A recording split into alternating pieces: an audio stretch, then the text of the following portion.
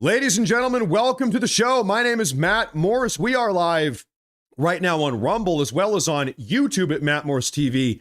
Ladies and gentlemen, today we have one hell of a show ahead of us. We have a lot to talk about. Today, in fact, is going to be a little bit of an extended broadcast. I'll tell you why here in a moment. But folks, today we have some massive updates pertaining to what is currently going on the ground in Minnesota.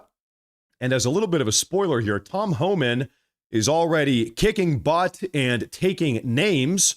We're going to talk about that here in just a second. We also have, and really perhaps this is the big news of the day, folks, we have some absolutely insane brand new updates about yesterday's FBI raid on the Fulton County, Georgia election office. Folks, the Democrats right this very moment are pretty much losing their minds. And we're going to talk about why.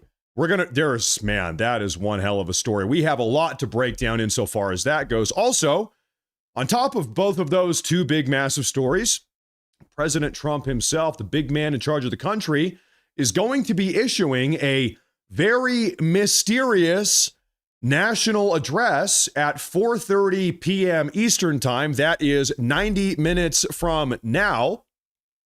There's a reason why I delayed today's broadcast by 1 hour. It's because we're going to do our regular show, then we're going to roll right on into covering President Trump's national announcement. Nobody knows what it is.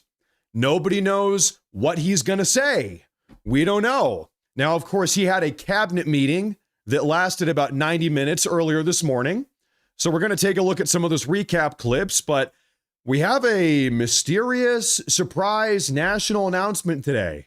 There's a lot going on in this country. Could be about Iran, could be about Minnesota, could be about Minneapolis, could be about this FBI raid in Fulton County, Georgia that took place yesterday. So, ladies and gentlemen, today's going to be an extended show. Thank you for tuning in. It's a beautiful Thursday. Make sure to hit that like button. Make sure to subscribe and follow the channel if you have not already on both Rumble as well as on YouTube.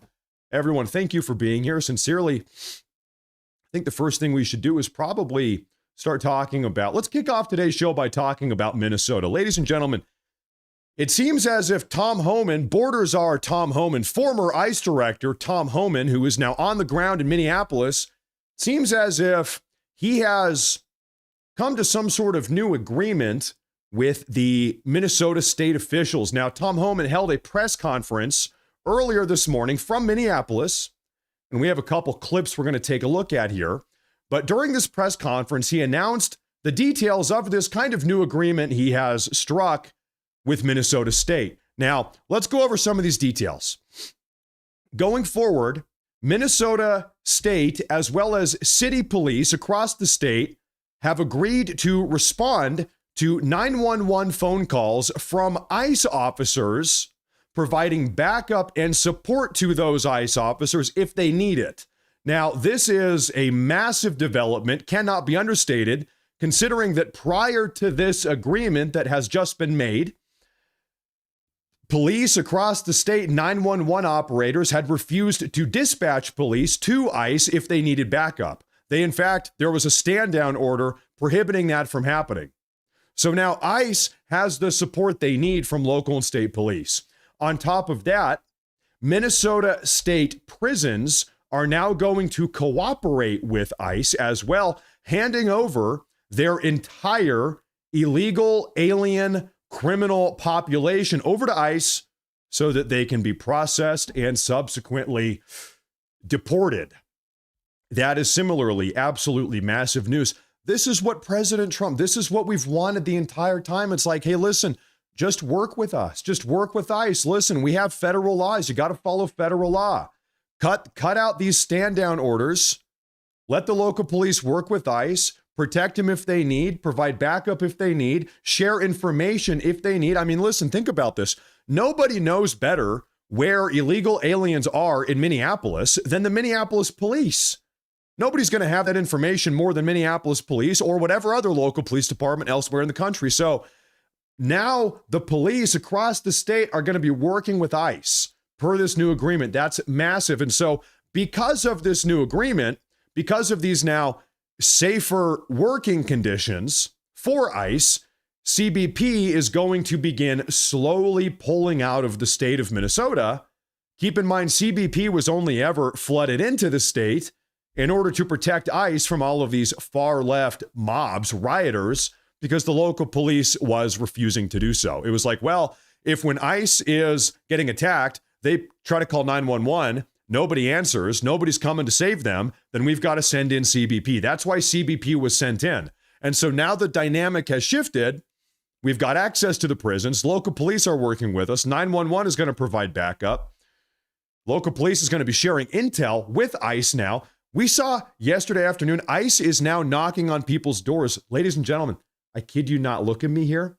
Local police is giving information to ICE pertaining to where illegal aliens live, their names and their addresses. ICE yesterday afternoon started knocking on people's doors. Hey, listen, hey, is anybody home? We heard an illegal alien lives here. Guess what? An illegal alien was there. They arrest him. They deport him. So now, listen, it's like the wheels, the ball bearings here got a little bit of grease. Now we're moving with an increased, unprecedented level of efficiency, at least as far as Minneapolis goes.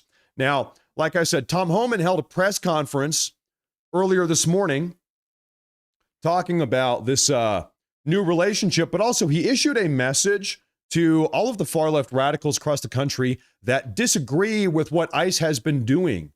Take a listen to what Mr. Homan said this morning.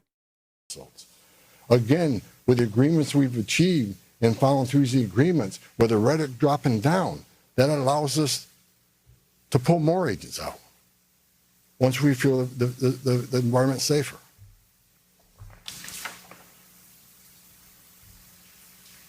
I begged for the last 2 months on TV for the rhetoric to stop.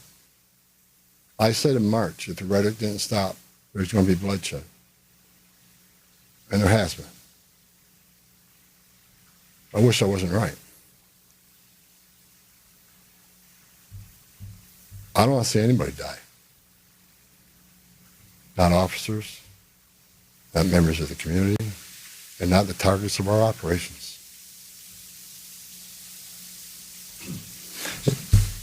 For the people out there that don't like what ICE is doing, if you want certain laws reformed, then take it up with Congress. True. Again, ICE is making this up. They're enforcing laws enacted by Congress and signed by the president. The same laws have been on the books for the last 6 presidents I worked for. Listen, hey, President Trump here. Let's pause the video. President Trump is not a king. He's not a dictator. President Trump is not the emperor of the country. He is the duly democratically elected president of the country. It is the president's job to enforce federal immigration law, federal law, period. The president must enforce federal law. That is his job. How do we have federal law? Well, we pass it through Congress. Congress, we have some form of democratic process here. The American people, we all get to vote on who our congressional representatives are. We send them to DC. They pass laws on our behalf that we all kind of sign off on in a way. And so it is the president's job, who we similarly democratically elect, to enforce those federal laws. Federal laws don't manifest out of thin air. We push them through Congress.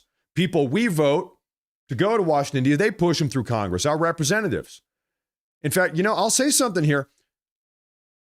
It would be almost authoritarian if we had a president who refused to enforce federal law. Imagine we had all of these democratically passed federal laws, and then we had a president sitting in the Oval Office. He said, I'm not going to enforce them. That right there, that would be a little bit authoritarian, don't you think? Because then you have this rogue president who's not even enforcing the laws that we all passed, that we all wanted to pass. That would be a little bit authoritarian. That would be a little bit dictatorial. Hey, yeah, I'm the president, but I'm just not going to enforce them. Can anybody think of any presidents like that? Joe Biden. President Trump, he is doing his job. He is enforcing federal law.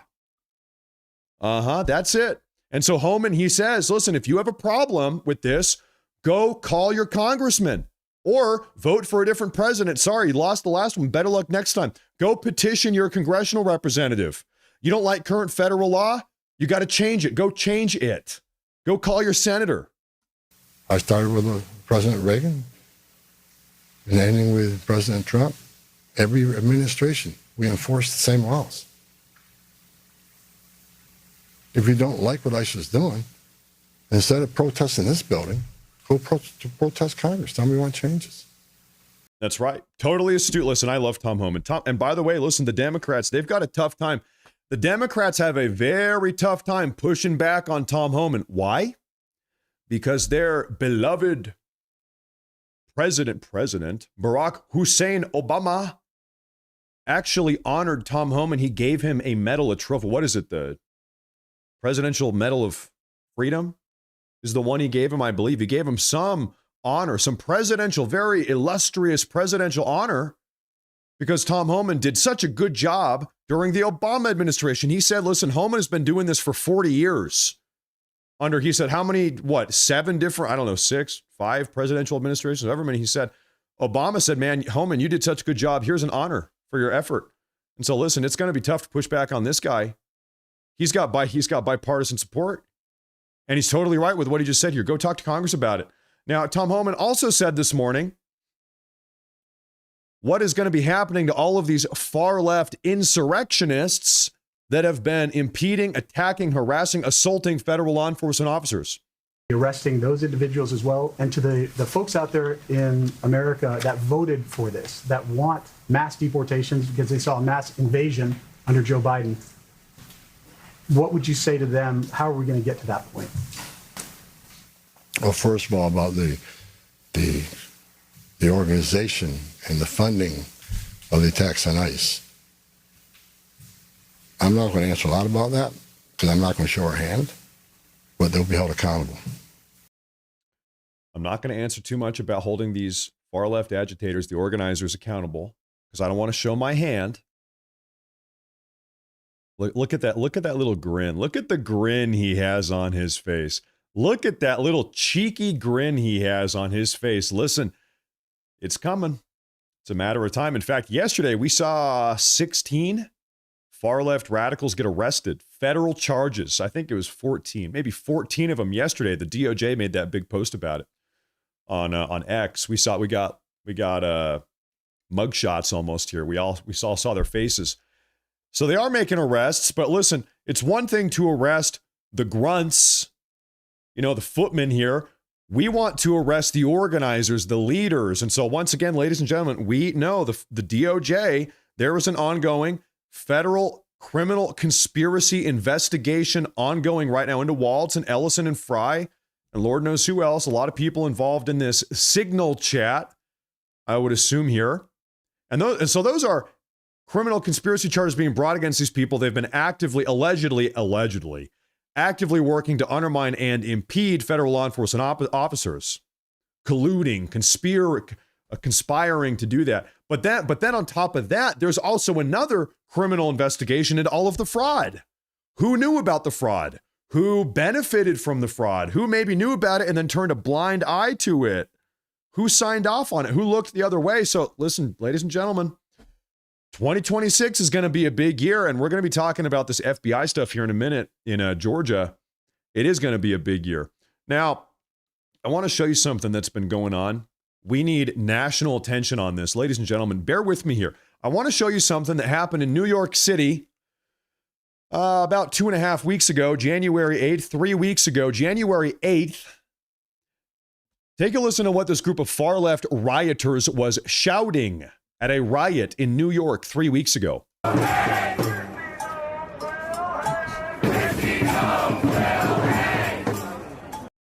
You hear that? Kristi Noem will hang.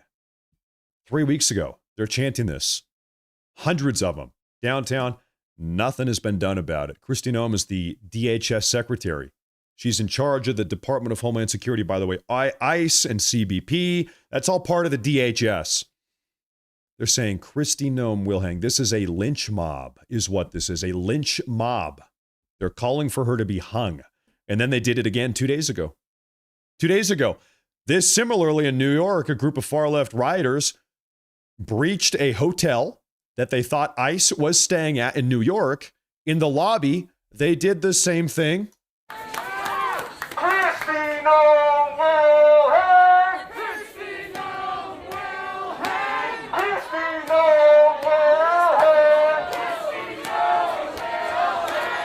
So this happened 2 days ago in New York City. And you can hear it clear as day there. Kristi Noem will hang. These people are domestic terrorists is what these people are.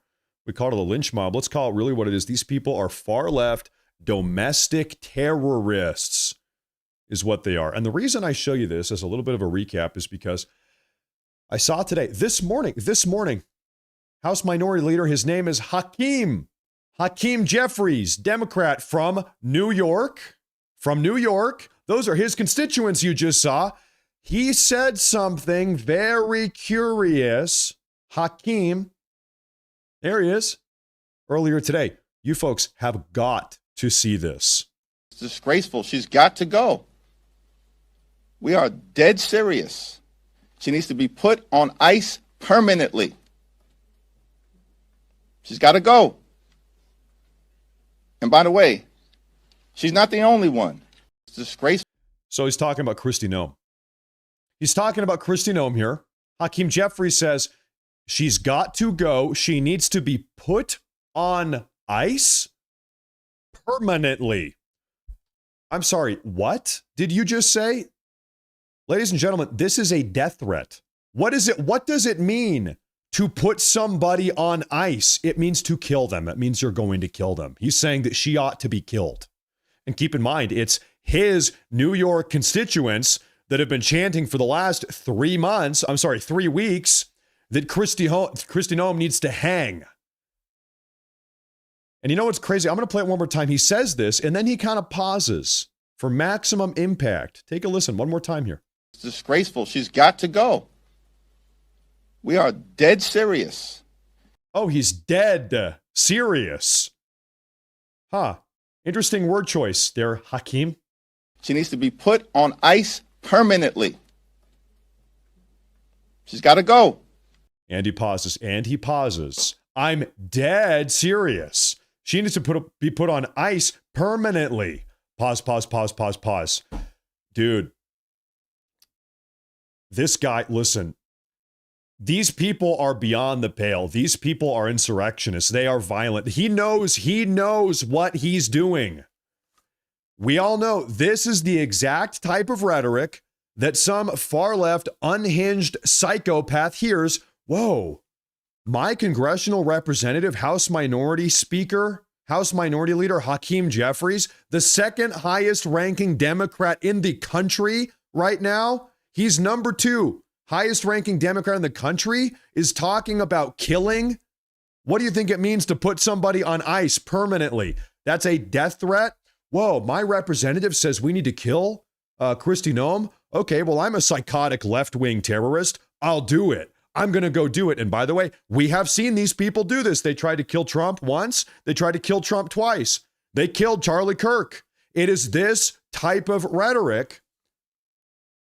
Not from a bunch of nobodies. No, this is the number 2 senior ranking Democrat in the country that is saying this type of stuff. These people are insane. Barack Obama. We just heard from Timu Obama. Let's take a listen to actual Obama. He posted something yesterday evening. Take a listen to this. Barack Obama himself, he said, and I quote, "In Minneapolis and many other communities across the country, we're seeing people come together to peacefully protest and support their neighbors. If you're looking to get involved, here are some ways to help." And then Obama he drops a link to a web article. The article is called "How to Help the Resistance to ICE in Minnesota." Ladies and gentlemen, this is a former president who is advising Americans across the country, giving them advice on how to resist ICE. Hey, if you want to help impede or undermine federal law enforcement operations, here's how you can. I haven't been to the article. I don't even know what this thing says. It's a Vox article. How to help the resistance to ICE in Minnesota. Astounding, just astounding. This guy needs to be arrested. Both of them do. Both of them do, as well as all of these people. All of them need to be arrested. President Trump, let's get a little bit silly here. Maybe we're getting a little bit too serious. President Trump posted a video on Truth Social today. It's called, he posted this, The Story of Alex Preddy, read by Elizabeth Warren. All right, Elizabeth Warren, what have you got to say about Alex Preddy? This will be good. Trump posted this himself. Caring for people was at the core of who he was. He was incapable of causing harm. Alex carried patience, compassion, and calm as a steady light within him. Even at the very end, that light was there. I recognized his familiar stillness and signature calm composure. The funniest part about this is right as she's talking about his peaceful light, the light that he had. Right as she says that, he's kicking out the taillight of the Fed car. His light is everlasting. Right as he's kicking out the taillight, they lined that up perfectly. Oh, Elizabeth Warren, you are my favorite Native American. Ho ha ho ho ho ha. You are my favorite Native American, Elizabeth Warren. Look at her. You can tell by the cheekbones. A lot of the time, you can tell by the cheekbones. That's how you know. Breaking news, ladies and gentlemen. In the city of Santa Clara, California, I believe, gay Batman, am I reading that right? Gay Batman had a meltdown in front of the city council. What in the hell are we talking about, huh? I don't want you to sit back and watch. I want you to fucking do something. Each and every one of these people who have came up has been very polite, very earnest, very kind, pleading you, begging you to do something. I'm not begging you. I'm fucking demanding that you act with some semblance of a fucking spine. Do something. Thank you. Thank you, gay Batman.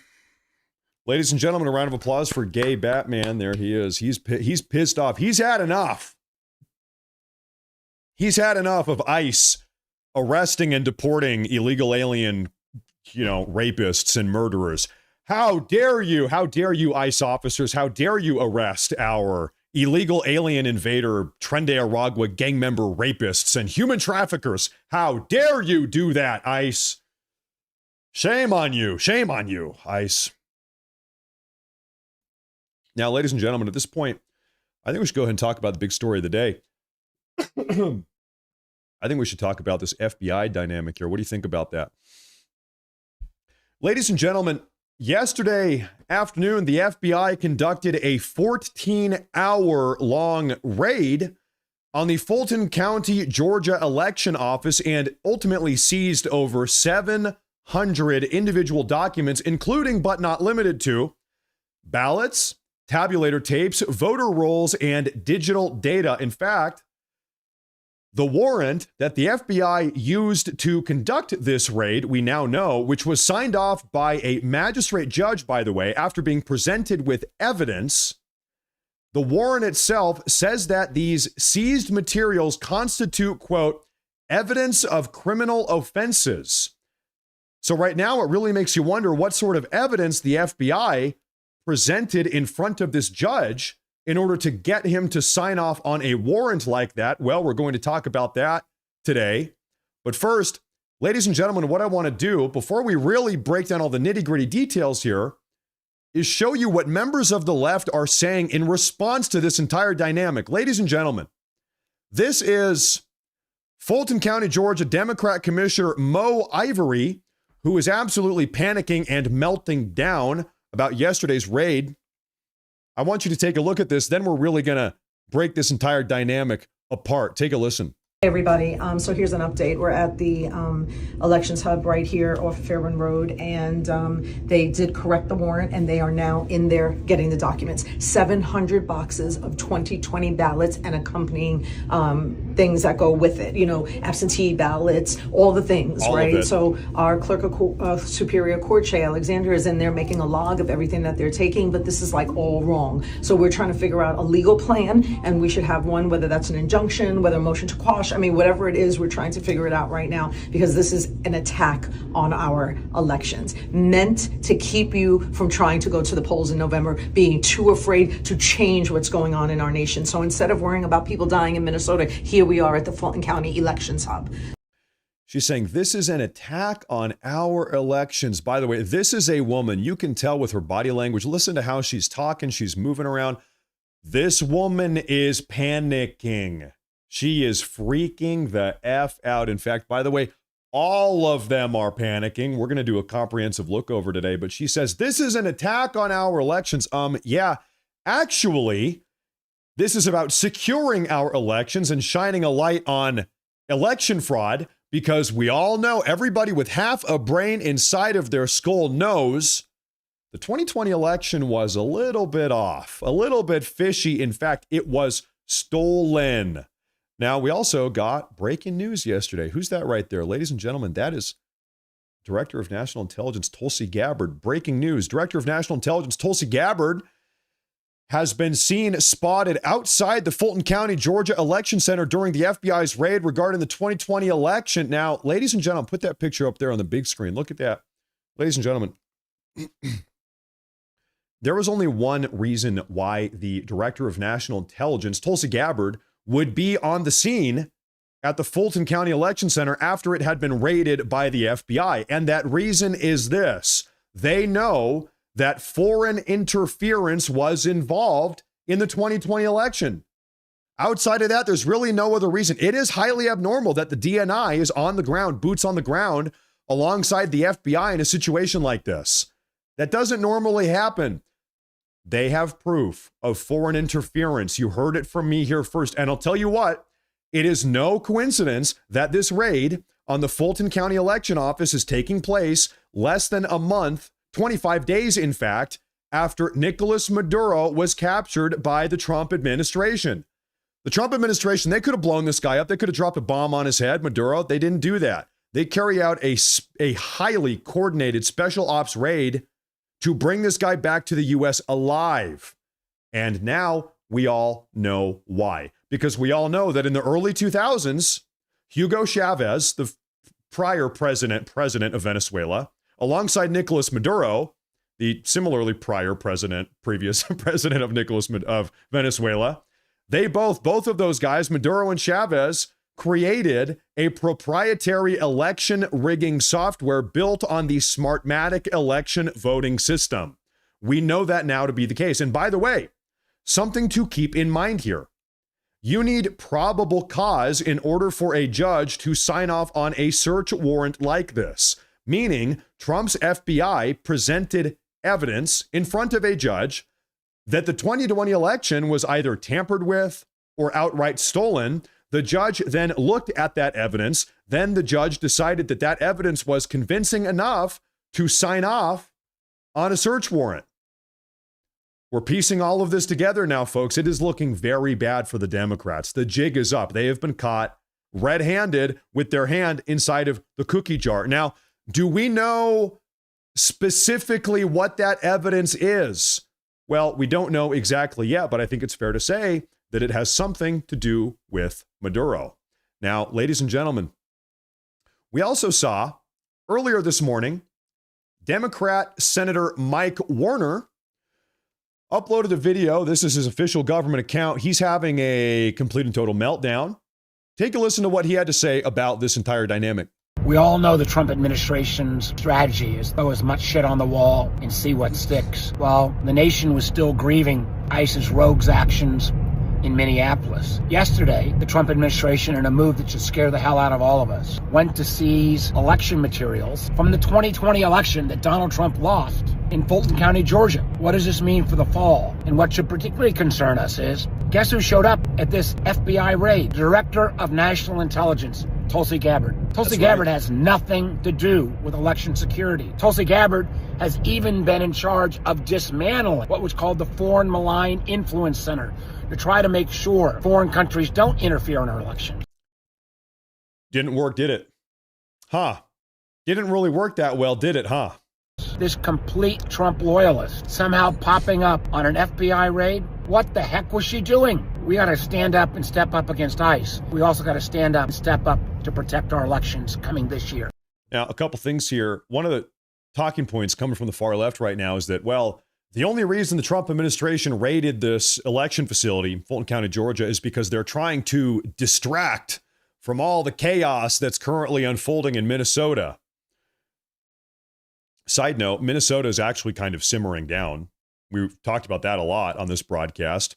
Seems like Governor Tim Walz has totally capitulated. Local police are now working alongside ICE. CBP is pulling out. So it wouldn't really make sense to, if that's what's going on here, to carry out this FBI raid in Fulton County, Georgia, to distract from Minnesota after Minnesota has kind of calmed down. It doesn't exactly time up, okay? But beyond that, he's also unironically pointing the finger at Tulsi Gabbard, accusing her of foreign interference by nature of shutting down, what was it called here? Whatever it was called, the Foreign Maligned Influence Center, not realizing that really three fingers are pointing back at him himself. Really, pretty much this is the textbook definition of projection, is what the Democrats are doing right now, him included.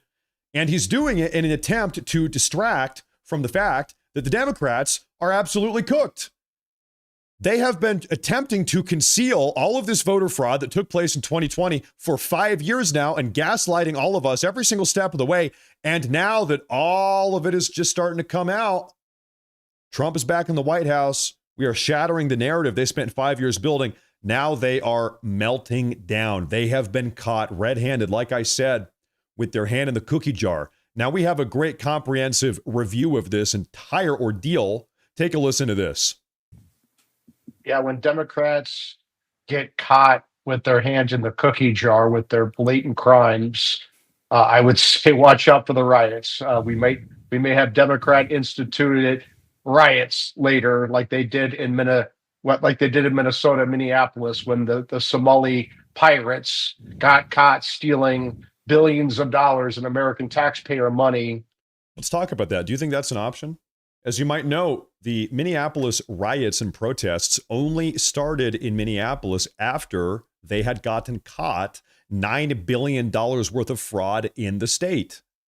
The riots in Minnesota and Minneapolis were a distraction from the fraud. It was the Democrat defense mechanism. We've been caught $9 billion in fraud. All right, everybody, take to the streets. Take to the streets. We're rioting now. It's a distraction. And now that they've been caught down in Fulton County, Georgia, might we see a similar type of distraction? They're going to try to riot again? Could be the case. Wouldn't surprise me at all. Working with these Minnesota Democrat politicians, they tried to distract with riots. So who knows what they're going to do here. But I would just say this with Fulton County.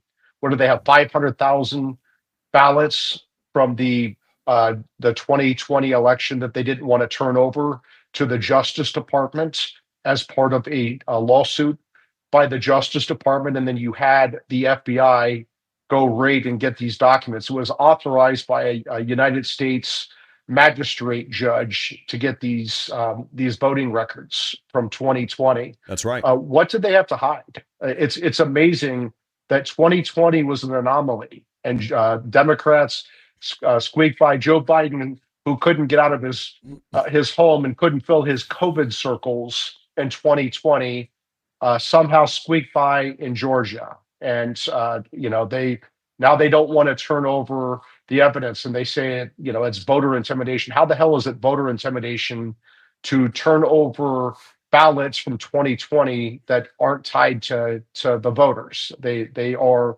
decoupled from the voter registration, so you wouldn't know how these people voted anyway. They just want to look at the ballots. That's right. It's obvious that the Democrats are hiding this because they have something to hide. Well, folks, not just in Georgia. For 5 years now, the Democrats have been fighting tooth and nail. It's not just Georgia. It's 7 different swing states, 7 states in the 2020 election where fishy behavior transpired, to say the least. The Democrats for 5 years now have been fighting tooth and nail to cover up what happened in these 7 different states. Trump's been trying to get it. Various right-wing legal groups have been trying to get it. And now the DOJ, they have some type of proof.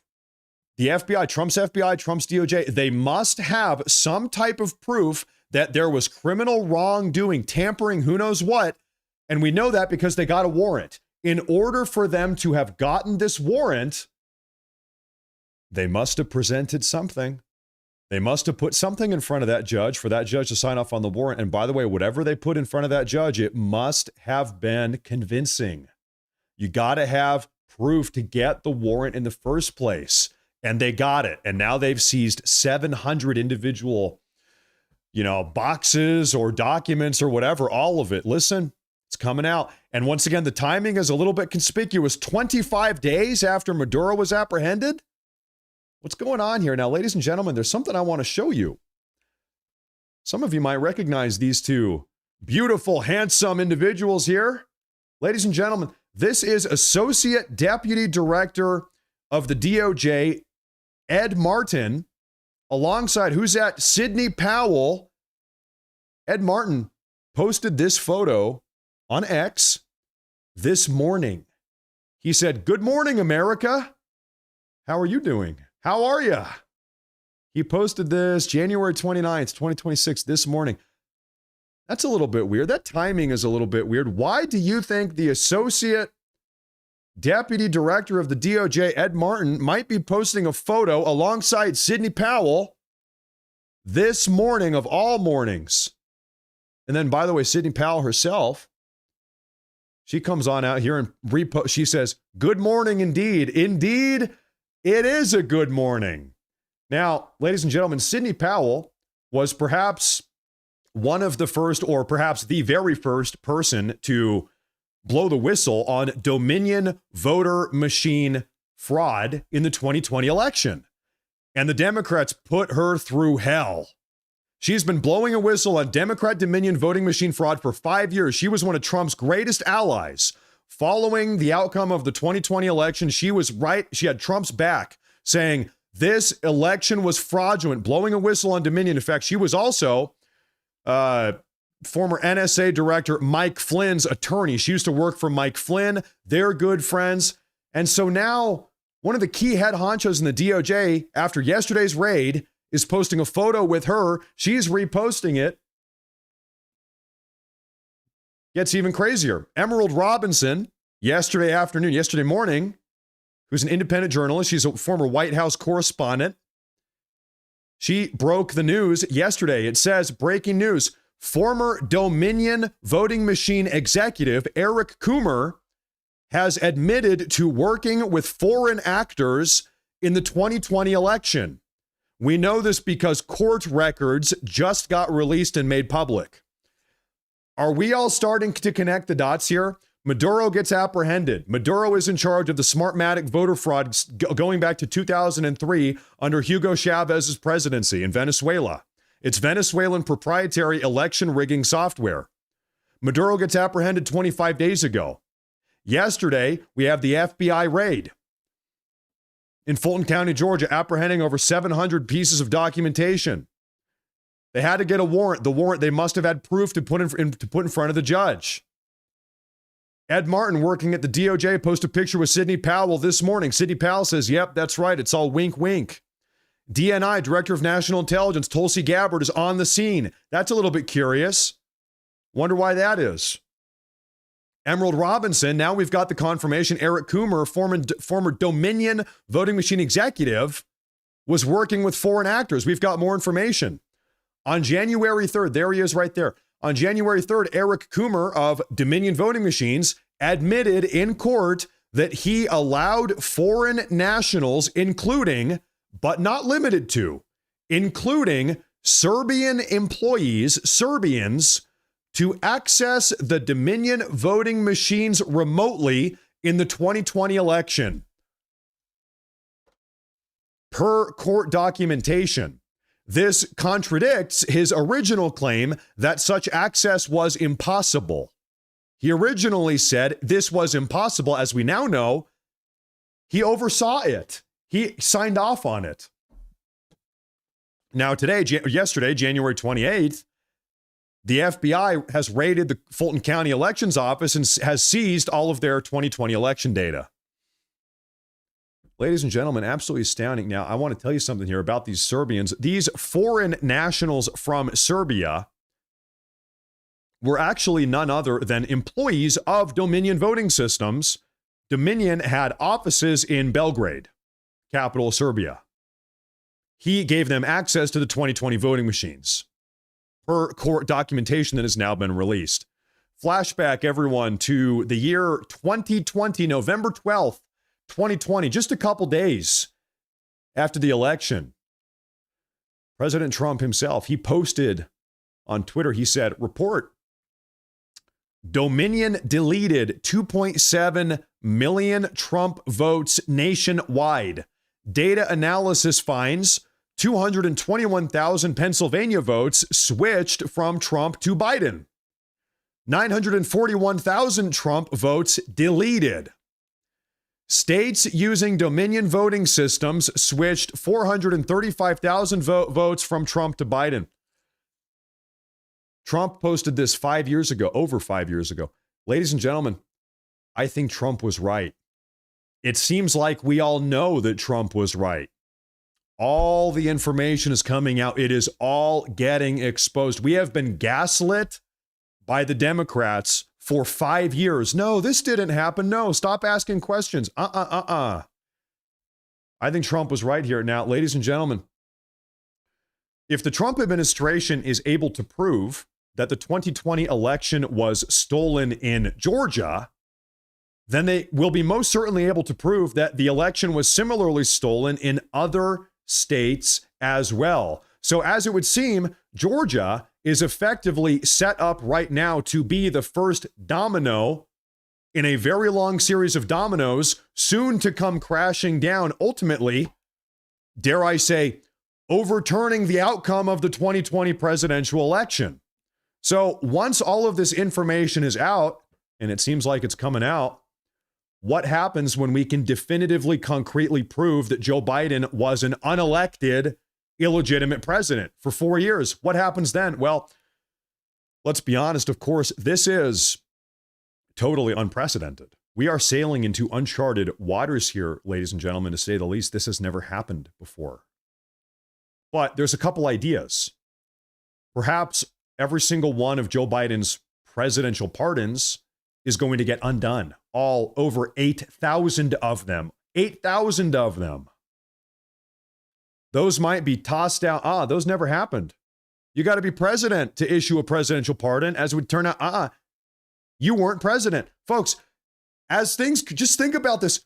It seems right now like we did not have a president for 4 years. We did not have a legal, lawful president for 4 years. I want to see treason. I want to see treason charges against numerous people involved in this. But what else happens? What about Joe Biden's Supreme Court appointment? He's got one Supreme Court Justice, Ketanji Brown Jackson, everyone's favorite low IQ DEI, didn't earn it. Supreme Court appointment, tossed out. Her fat behind is getting tossed back to the lower courts or a prison cell. Who knows? Perhaps all of his legislation, all of the congressional legislation that Joe Biden signed off on, rescinded, overturned, sent it back to Congress. Who knows where all of this is going? Like I said, it's unprecedented, uncharted waters. Uncharted waters. Anyone that the Joe Biden administration criminally prosecuted, if anybody's sitting in a prison cell, if you can think of anybody right now, release them. Who knows? Unprecedented, but I'll tell you what, listen, right now we're hearing from the Democrats, hey, listen, we need to stop talking about 2020. We need to move forward as a nation. It's time to move forward together. The Democrats right now are calling for unity. On the cusp of all of them getting exposed for the treasonous behavior they've engaged in, now I've seen today, listen, everyone, we need to look forward as a country. I'm sitting here like the only way it is possible to look forward is first to look back and right the wrongs the Democrats committed in 2020. How are we supposed to expect that we're going to be able to move forward as a country when the Democrats stole the 2020 election, not just from Trump, but from all of us? More importantly, all of us American people. Who does America belong to? This is our country. We are the Americans.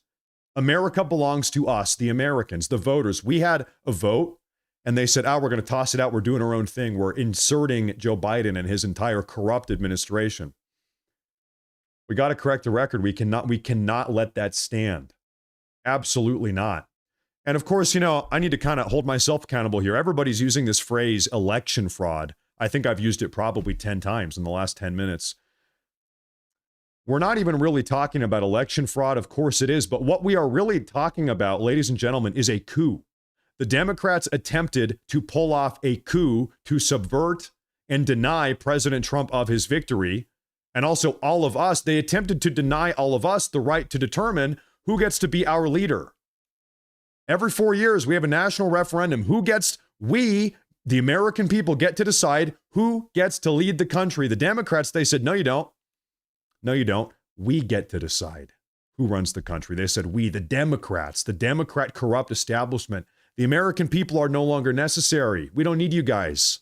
Your opinion, Americans, get out of here. The DNC now gets to decide. That's what, and by the way, they were successful. I hate to say it, they succeeded with that for 4 years. They pulled it off. They got their way, but now we are back. And justice is about to finally get dispensed. And if we really want to make America great again and actually put America first, we need to see justice. And it seems like we are going to get it.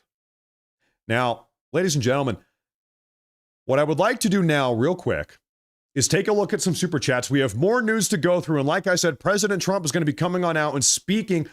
Once again, President Trump, do not go anywhere, folks, because President Trump is going to be conducting an emergency national announcement. Nobody knows what it is. Nobody knows what Trump is going to be talking about here. In about 40 minutes. In 40 minutes, Trump is coming on out. We have no idea what he's going to say. So we are going to be doing an extended broadcast, an extended live show today. We're going to stick around for that. But first, what I would like to do is take a look at some of these super chats and see what you folks have to say about this. Ladies and gentlemen, the ball is rolling. Listen, things are snowballing. First, maybe we had a little tiny snowball, but this snowball is rolling downhill. And it's picking up mass. It's picking up mass. It's picking up speed. And I want to thank everybody for being here today. Okay, make sure to hit that like button. Make sure to subscribe if you are new. And I believe I've got my super chats pulled up. Okay, ladies and gentlemen. Well, I mean, you know how we do super chats. We need to go super MAGA Patriot mode here. There it is. All right. Okay, ladies and gentlemen. First super chat of the day. This is from Jim Barbado. Thank you very much. $9.99. Thank you, sir. You're the first one. We have a super chat here from Patrick Coloco. Thank you again. Not even a message. I appreciate that. Thank you. Thank you very much. Ground Up Ranching, he says, you should talk to Karlin Borisenko. She has signal gain information going back over a year. Hey, I appreciate that. Thank you. Thank you very much. Maybe I'll give her a follow. Super chat here from Ant Sote. He says, Louis C.K. and Shane Gillis made a video about every president, and the biggest takeaway that Louis C.K. gave was we have cowboys and we have nerds. Bovino was a cowboy. It's time for a nerd to set it up. You know, I think kind of what's going on here with Bovino and Tom Homan, I think you almost have a good cop, bad cop dynamic. You know, there's a reason why the good cop, bad cop dynamic is so famous. It's because it works, right? You put a little pressure, you ease it back. Hey, let's cooperate. You're not ready to cooperate? Okay, we're going to put on more pressure. We're bringing out the tough guy, the bad cop. Okay, now, hey, listen, can we cooperate here? You bring in the good cop. And I think with Bovino, he's the bad cop, and Tom Homan, he's the good cop. I think that's kind of what is going on here. Thank you very much. I appreciate that. We have a super chat here from Jim Barbado. Thank you, sir. From No Offense, he says, ghetto-ass politicians have to go. I'm dead-ass serious. Ghetto-ass politicians. You know what I'll tell you here, okay? When the Supreme Court, and by the way, not if, when the Supreme Court decides that racial gerrymandering is unconstitutional, I think we are going to see a lot of these ghetto-ass politicians kicked out of Congress. We already know that Crockett is about to lose her seat in the House by nature of Texas getting rid of her racially gerrymandered voting district. So I think we're moving in the right direction here. I appreciate that. Thank you very much. Thank you very much. We have a super chat here from Owned Wand. He says, one of your biggest fans, great work and humor. We will conquer. It's going to take time. We cannot give up hope. Homan has spoken. Folks, I think some people, they had expected every single problem in the country, every single criminal prosecution to be levied, every single investigation to be concluded. They wanted everything done within 12 months. Some people, it seems like they thought, well, it's been 1 year, Trump. You've been in the White House for 1 year. Why is the country not perfect? Why have you not been able to undo 50 years worth of globalist damage? It's the rhinos. It's the far left. Trump, hold up. Wait a minute. Trump, in 12 months, why have you not undone 50 or 60 years of globalists attempting to destroy our country? It might take a little bit longer than 1 year. In fact, it might take 4 years, might take 8 years. This might be the endeavor of a lifetime. I'm a 32-year-old guy. I might be fighting this very same battle when I am 70 years old. Listen, it is much more difficult to clean up a mess than it is to make a mess. And we have to remain stalwart and strong and keep on marching down the right path here. It might take a while. But I'll tell you what here, the one takeaway right now is we cannot allow these people to ever regain control of this country. Let it be midterms in the House, in the Senate, or in the White House. We need to kick them out of state and local power. These people cannot be in control ever again. Now we have a super chat here from Rise of Middle America. Says, Timu Obama, you mean Bright Eyes Obama. Thank you, sir. Logan Miziak, he says, that's Robin disguised as Batman. Yeah, that was some other type of Batman. That was some type of Batman. That was some type of man. We have a super chat here from John. He says, it's all just so sad. I think things are getting better, though. Andrew Jackson says, Mike Warner is basically Tim Waltz. Yeah, a lot of them are on the same page. Listen, we all know what's gone on in Minnesota, and now I think we need to start looking at some of these other blue states. Although, hey, listen, we are not done with Minnesota yet. We're not done there. But if all this stuff has happened, if all of this crazy behavior has happened in Minnesota, you can bet your sweet behind it's also happening in a bunch of other blue states across the country. No doubt. No doubt. Double Crystal Dreams says Trump's announcement at 4:30 should be exciting. Once again, folks, Trump is making a special emergency out of nowhere national announcement. We have no idea. And by the way, it's in about 35 minutes. 35 minutes from now, nobody has any idea what it's about. Nobody has any clue. Now, there are some very big stories sort of plugging away. In fact, we've talked about a lot of them today, just now. What might Trump be talking about here? He might be talking about Iran. It seems like Trump is kind of tightening the noose here on Iran. Seems like he's actually kind of doing to Iran what he did to Venezuela a month ago. He's tightening the noose. He's applying more and more pressure. We might have military strikes here against Iran. Could be. We might be talking about, 2020 election fraud. We might be talking about that type of stuff. We might be talking about Minnesota. Who knows? Who knows what he's going to talk about? But I'm sure it's going to be something because he doesn't do a lot of these. This is kind of a special emergency, very mysterious situation. We have another super chat here from Megster says, my Trump 2020 hat will be worth a fortune on eBay. You think, hey, maybe. Thank you very much, Megster. Mikey says, look back in anger, never relent, for the Republic never compromises with these people. You know, there's a saying, it says, we have any history nerds, it says, a Roman never sheds a tear for a Carthaginian. Romans don't shed tears for Carthaginians. The Carthaginians, of course, they were Rome's mortal enemy for 200 years, more than 200 years, during the Punic Wars. And the Carthaginians were crazy. They were sacrificing children to their god Baal. They were worshiping Baal. They were hellbent attacking again and again the Romans, the Roman Republic. Bloodthirsty, brutal, terrible people. The Carthaginians, and the saying goes, Romans do not shed tears for Carthaginians. And so we need to remember here. We need to remember the type of people that we are up against. These people that we are up against, they are hell-bent on destroying this country. They are hell-bent on destroying this republic. If they had it their way, there would be no republic. There would be no border. You and your family would be slaughtered. The country that your ancestors built would be forever destroyed. And you, me, all of us, your children, my children alike, would be replaced with immigrants from the third world, criminally delinquent, violent third world immigrants. That is what they want. We cannot let these people win. That is what they want. That is their end game. That is their objective. Do not forget that. I'm not shedding tears for any of these people. They are, to be blunt, civilizational threats. I want you to ask yourself a question here. If Hakeem Jeffries or Barack Obama or any of these people, any of them, Tim Walz, Kamala Harris, if they were to get every single thing that they wanted, insofar as governing this country goes, what would this country look like? If Tim Walz had his way with this entire nation, what would the nation look like? We wouldn't have a nation. We would not have a nation. If Kamala Harris got her way with every single thing in this country, if she was dictator of the country, what would the country look like? We would not have a country. Keep that in mind. Keep that in mind. Do not forget that. Now, I think I might be missing some super chats. We have a Rumble rant here, ladies and gentlemen. A Rumble rant from H.E. Johns. H.E. Johns, he said, raided by the quartering. But I was here before it was cool. Well, hold up. Hold up. Wait a minute. Hey, did the quartering raid me on Rumble? I'm sorry. I must have missed that. I was in the monologue zone. I was probably rambling and ranting and raving.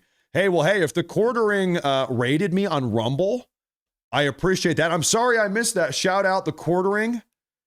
Maybe I missed that. I'm sorry. I apologize. Shout out the quartering.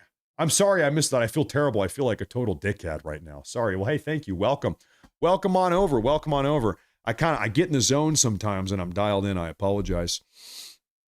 I need to pay it back. I need to raid him one of these days then. Well, hey, thank you. Shout out Jeremy. I appreciate that.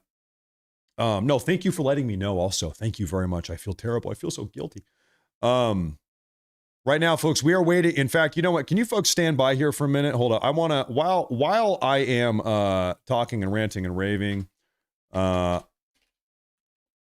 sec here, folks, because we are waiting for President Trump. So I want to put a little note up on the top of the screen here. What is it? 4:30 p.m. East, Trump making national, just so people kind of know what the heck is. Ooh, that's a little bit too big. Just so people kind of know what is going on here. This is a one-man production, so I've got to do it myself. Now, thank you, everybody, for tuning in. We're going to be covering this all day. Whatever Trump has to say, we're going to be here for it. Let me make that font nice and big and bold.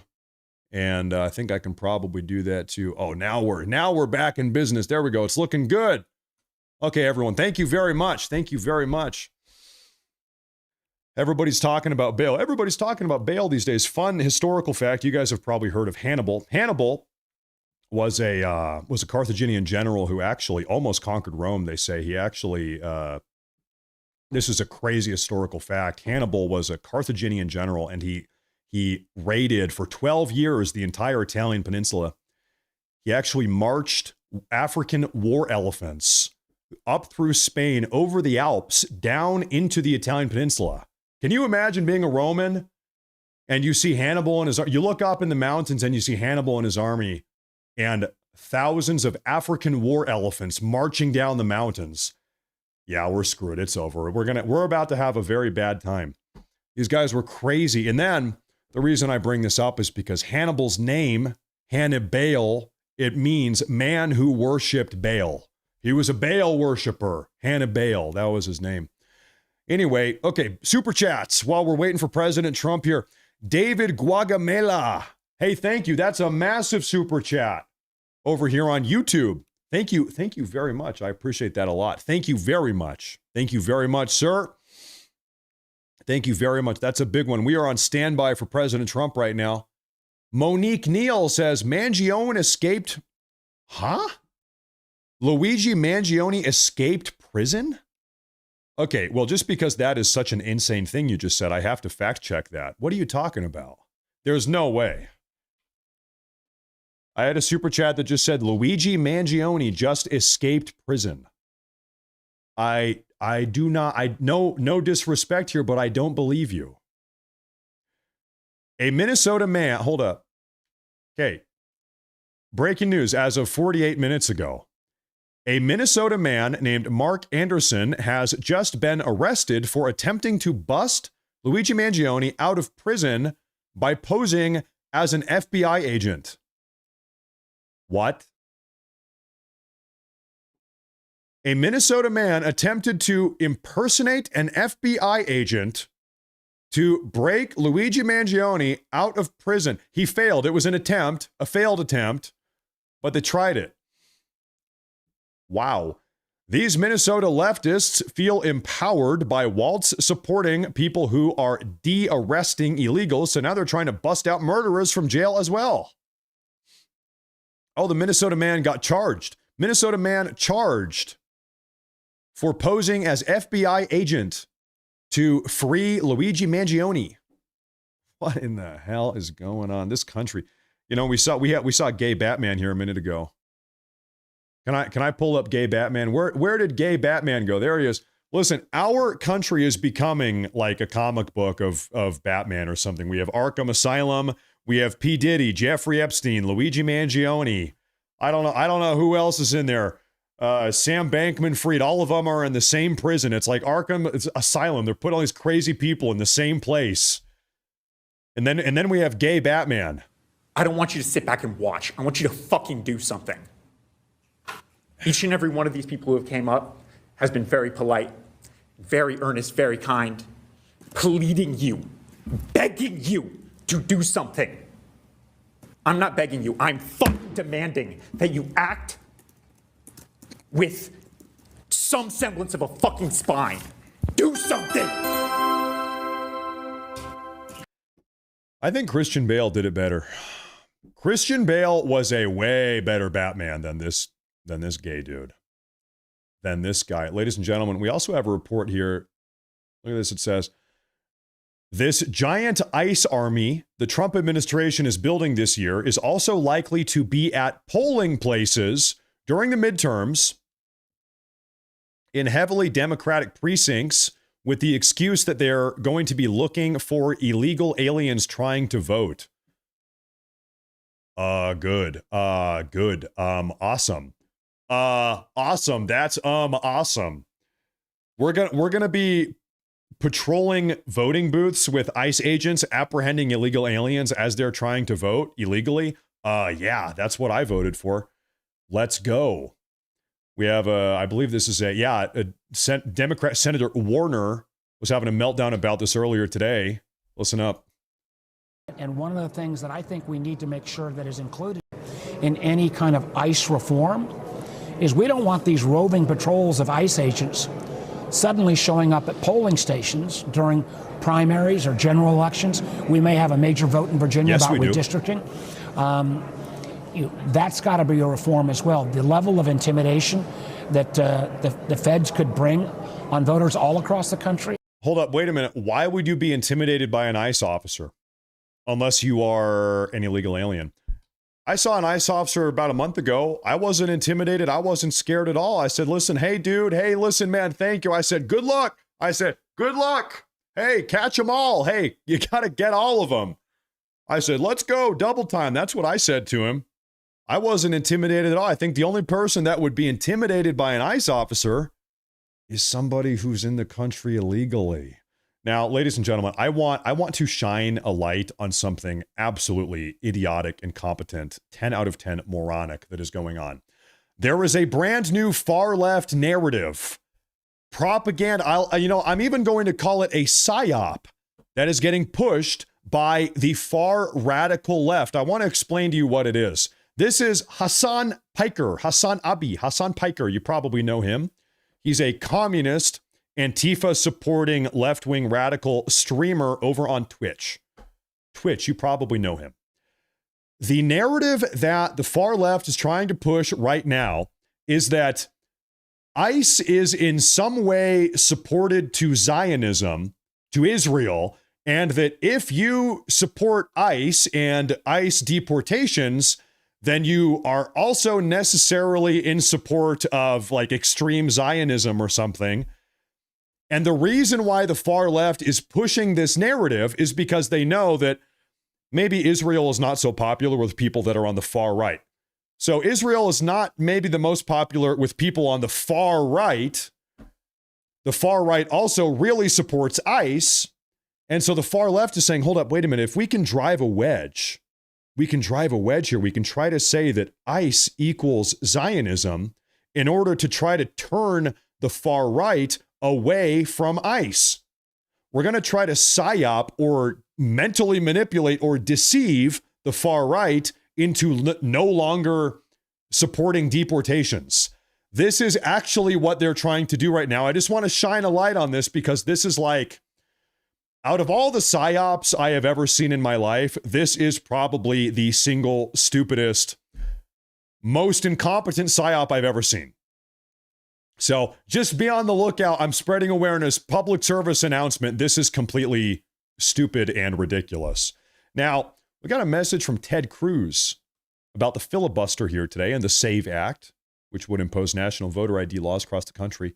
Take a listen to this. Real quick, I want to turn up the audio. It's a little bit quiet here. Ladies and gentlemen, we are waiting for President Trump. Actually, no, stand by. You know what I need to do? Stand by here, folks. Stand by. I'm going to put that there. Hold up. Wait a minute now. Can I paste? I think I can paste that. Oh, and there it is. All right. So now everybody knows. 4:30 p.m. EST, Trump is making a national announcement. And I want to say thank you, everybody, folks. Thank you for standing by. Today's kind of a weird up and down broadcast. We're doing an extended show. Thank you. Make sure to hit that like button, subscribe. Sincerely, Ted Cruz, what do you have to say?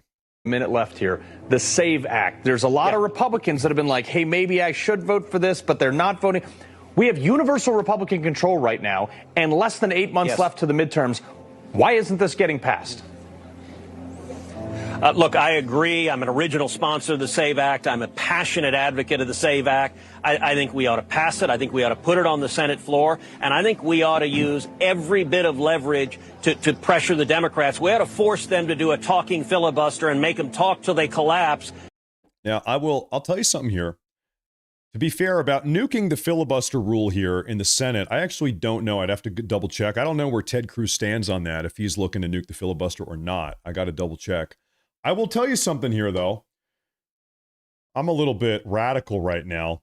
Any single Senate Republican that is talking about the SAVE Act, we got to pass the SAVE Act, but that is also simultaneously unwilling to nuke the filibuster, they are full of bullshit. You can't have it both ways because we all know the SAVE Act is not ever going to get passed unless the filibuster is nuked.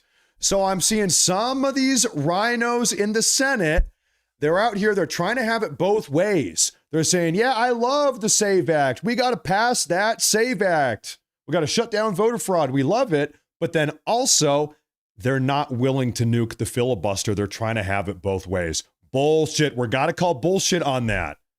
They're trying to have their cake and eat it too. Bullshit. As far as I'm concerned, every single Senate Republican that is unwilling to nuke the filibuster should be kicked out of Congress. They should be primaried and replaced with somebody that is. Of course, that's not going to happen. Man, if I could snap my fingers and make that happen, I would. That's probably not going to happen. But listen, I feel very strongly about this. The Republic is at stake. We need to pass all of Trump's America First legislation.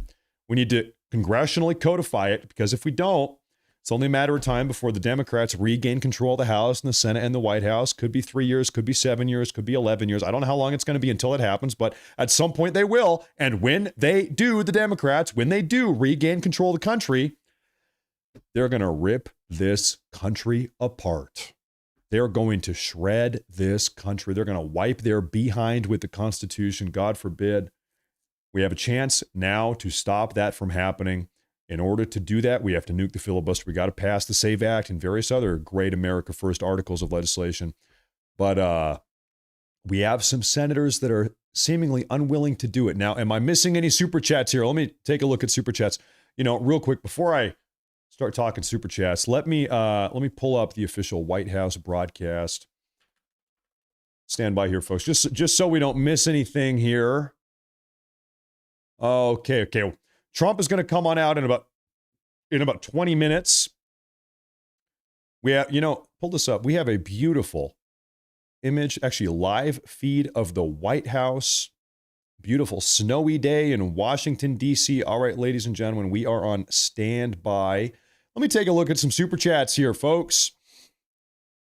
We have a super chat from Frito Zipper on Rumble, one of my favorite Rumble viewers. I see you in here every day, sir. Thank you for your service tuning into this broadcast. Thank you very much.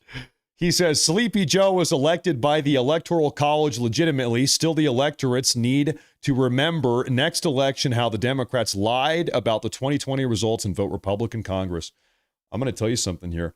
You remember Mike Pence? Mike Pence was given a command by President Trump, and Mike Pence did not do it. Listen, Mike Pence could have prevented all of this.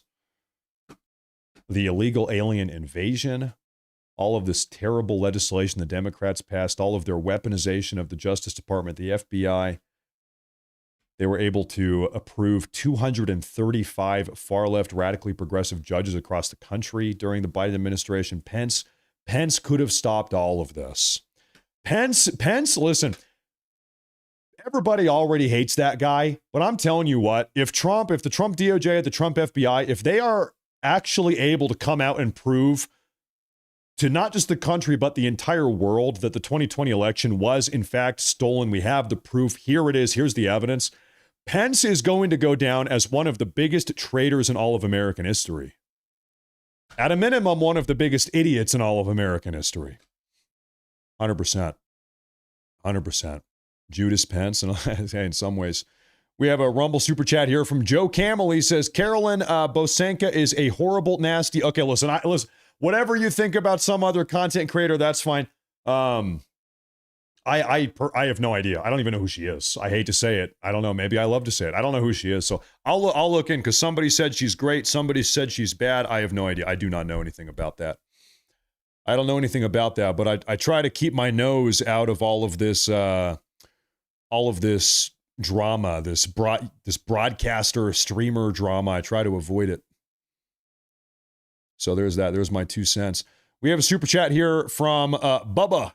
He says, HJ Res 29 proposing an amendment to the Constitution of the United States. Thank you, Bubba.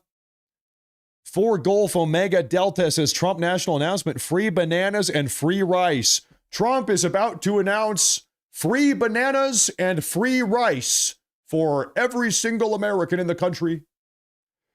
You know, when you think about it, being president is a lot like bananas and rice.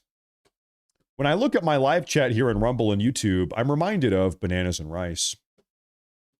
When I look at my 2 beautiful children, I'm thinking bananas and rice. Everywhere I go, I'm thinking about bananas and rice. Everything reminds me of bananas and rice. Thank you very much. I appreciate that. Monique again, thank you very much. We have Paul Beers. He says, coming in once more from Germany. I'm heading to bed. I'll catch up on your video tomorrow. Keep up the grind. Gute Nacht. Gute Nacht. Hey, thank you very much for tuning in, my German viewer, mein Deutsch Zuschauer. Dankeschön, mein Deutsch Zuschauer. I appreciate that. Thank you very much. Have a good night. Gute Nacht. Over in Germany. Over in the fatherland. Thank you very much. KH says, happy birthday, Texas Gidget. Well, it's not my birthday. Hold on. Does somebody else have a birthday here? Hey, if it is your birthday, you're tuning in today. Happy birthday. You know, there's 365 days in the year. We've got, 20,000 people tuning in right now. Odds are it's a couple hundred people's birthdays. So, hey, listen, if it is your birthday today, happy birthday. Odds are it's somebody's birthday. It's not my birthday. Thank you very much. I appreciate that. Thank you very much. Happy birthday. Man, you grow up so fast. Man, every time I see you, you look a little bit bigger. You're growing up. I can't even believe it. We have BMX Dad. He says, move aside Benny Johnson. The Morse Force is coming to the forefront like a freight. Man, you guys are always trying to get me in trouble. You guys are always trying to square me up against other content creators, other political commentators. Matt Morris is better than this guy. This person sucks. Move over, move aside. The Morris Force is coming through. Hey, peace on earth. I'm just a humble guy. I'm a humble guy. I'm not trying to bite anybody's ankles. I'm just doing my own thing. It's not my fault everybody loves the show. It's not my fault. I'm just doing the show. You guys are going to get me in trouble. Hey, thank you very much. Thank you very much. I appreciate that. You guys are too funny. You guys are funny. Lego Kitty says, do you think Congress should give Trump a third term since it was stolen, or what should happen if it's proven to be rigged? Okay.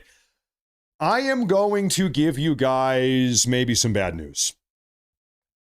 Constitutionally, and I've really, please trust me, I have really looked into this. Constitutionally, per the letter, the word of the Constitution, even if we can prove the 2020 election was stolen, we got the proof, Trump cannot become president again. It is not possible. Regardless of whether or not 2020 was stolen, that's not going to happen. Now, however, hold that thought, because I lied. There actually is a way. There is a way that Trump could become president again and still operate inside of the Constitution. But he would have to do it in a very curious way. Do you want to hear the way? It's a very cumbersome, litigious way that Trump could become president, and I will try to explain this. Per the Constitution, Trump is not allowed to get elected as president. He cannot become elected as president more than 2 times. It says nothing about consecutive. The Constitution, to be clear, it says nothing about consecutive. No, it does not. He is not allowed to become president. He cannot be elected president again. Consecutive or not, it does not matter. That being said, there is a way. There is only one way, and I will explain this. Okay. What could happen here, and I'm going to go through the process. If Trump had 2 loyalists run and get elected as president and vice president, let's say Marco Rubio and J.D. Vance. Let's say Vance became president. They campaigned. They made it through the primary. They made it through the general, and they won the election. President Vance and Vice President Rubio. Okay, that is step 1. Trump has 2 loyalists. Can Trump be VP? No, he cannot be elected as VP either. No, he cannot. Listen, I'm going to explain the only way this can happen. Trump has 2 loyalists in the White House as president and vice president. In this case, let's imagine that it's J.D. Vance and Marco Rubio. Then what would happen next, what would have to happen for this to work, is Trump would then need to be appointed as Speaker of the House. Fun fact about Speaker of the House. You actually don't need to be a congressional House representative in order to become appointed as Speaker of the House. I or you or any of us right now could become Speaker of the House if they voted for us to become such. So Trump, a random civilian at that point, could become voted in by Congress as Speaker of the House. So now this is where we stand. Trump is Speaker of the House, and then we have Vice President Rubio and President Vance. Then what would need to happen is Vance and Rubio step down. They say, actually, I know I just got elected as president and vice president, but I don't feel like it anymore. I'm going to step down. I'm retiring. In that event, who becomes president? If the president and the vice president die or resign or something, they're gone. Speaker of the House is third in line. The Constitution says you cannot be elected as president more than twice, consecutive or unconsecutive, it doesn't matter. You cannot be elected or vice president. The Constitution specifically prohibits a person who's been president twice cannot become vice president. It's not allowed. I'm imploring, go read the Constitution. It's very clear about this. However, you could become the president if you're unelected by nature of ascending from the Speaker of the House position, because you're not elected. You're just replacing the other 2 guys. So that is how you could do it. That is the only way you could do it. But no, I see some people saying that Trump could try to become J.D. Vance's vice president. No, he couldn't. It's off the table. Constitution prohibits that. The only way is through Speaker of the House, this mechanism that I just explained. And so it's really weird and cumbersome and like probably never going to happen. But that it's like a technicality. Technically, it could happen. Could happen. It's not impossible, is what I'm trying to say. It's not impossible. I'm making sure I'm not missing anything here. Now, I suppose the next question is, you know, I wonder if people would even want that beyond the technicality of all of it, right? I wonder if people would even want that. I think there's a lot of Americans that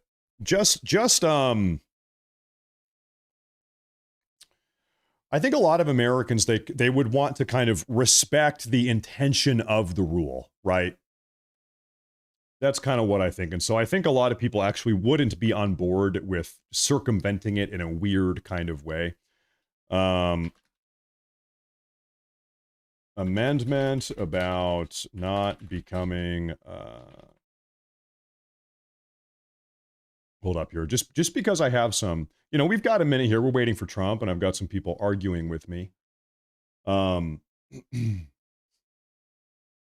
just going to go ahead and pull this up here. Let me see here. This is our 22nd Amendment, Section 1. Let's get real wordy here. No person shall be... This is the crux of the argument, the word elected. No person... 22nd Amendment, Section 1.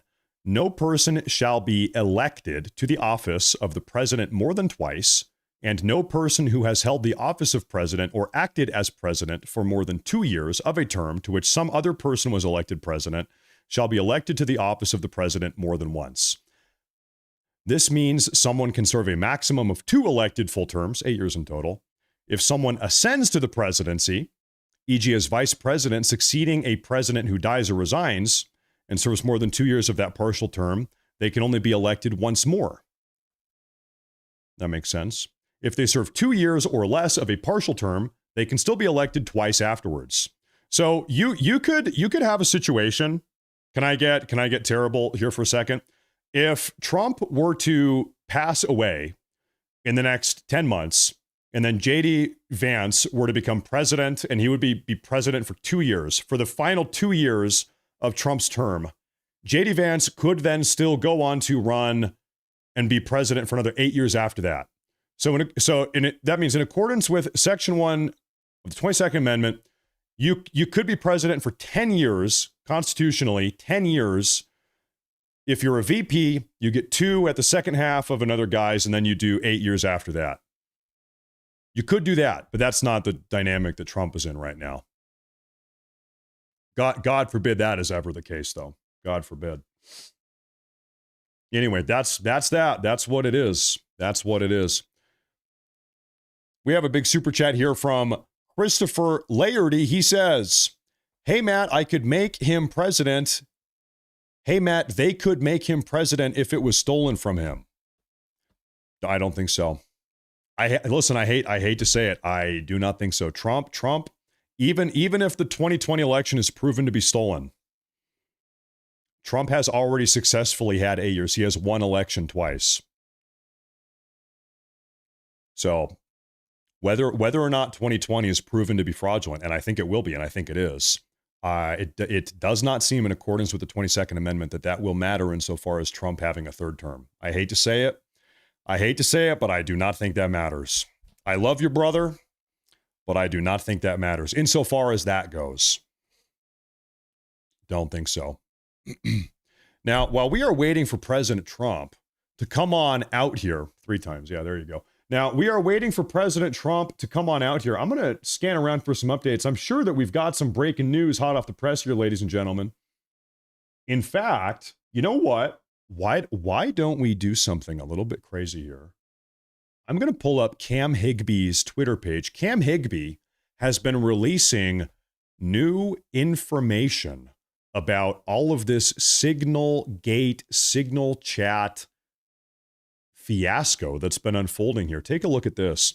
St. Paul insurrectionists literally go car to car in parking lots and photograph each plate, run them, and try to find ICE agents. So we know these far-left insurrectionists, they have a massive database, over 5,000 license plates registered in their database. And so what these far-left individuals are doing is just randomly walking through parking lots, taking photos, uploading them into the database, saying, are you an ICE agent? Yes, no, yes, no, yes, no. Are you in the database? Yes or no? If yes, then they spray paint your car and they smash the windows. And we've seen that. I'm sorry, this is Cam Higby. Apologies. Look at this. So they're out here in the group chats, just uploading pictures of people's license plates. That is astounding. Chasing American citizens. Dispatch, this is Trash. We're on Blair, a few blocks down from St. Albans. We're in the area. We'll come assist. Okay. All right. We'll have Crash do that then. Okay. So, appreciate your service. You just want to drive. I appreciate your service. These people are out here stalking ICE agents. More often than not, just stalking random American citizens that just kind of look like an ICE agent. Maybe, you know, I'm sure if you're like a physically fit white man driving through the streets of Minneapolis right now, you can bet your ass you are getting stalked by members of the far left. If I've got a car. If I was driving through downtown Minneapolis, I'm a physically fit young white guy. I'm 32. 100% I would be stalked and harassed by these far left riders. 100% they would think I'm an ICE agent or you are an ICE agent. 100%. And they take pictures of you and document you. These people are nut jobs. I'm taking a look at what else here. You know, I want to see, maybe we've got another guy that I like to follow for news. His name is Eric Doherty. Right now, folks, we are waiting for President Trump to come on out. Folks, President Trump is going to be making an emergency national announcement scheduled for 3 minutes from now. And no one has any idea what he's going to be talking about. Could be talking about Iran, could be talking about Minnesota, Minneapolis, could be talking about this FBI raid in Fulton County, Georgia. So Trump is coming out any minute now to address the nation, and we do not know what he's going to say. Now, what is this? White liberals have taken over a church in Minnesota to put on a communist, leftist, anti-ICE signing protest in protection of illegal alien murderers. Look at this.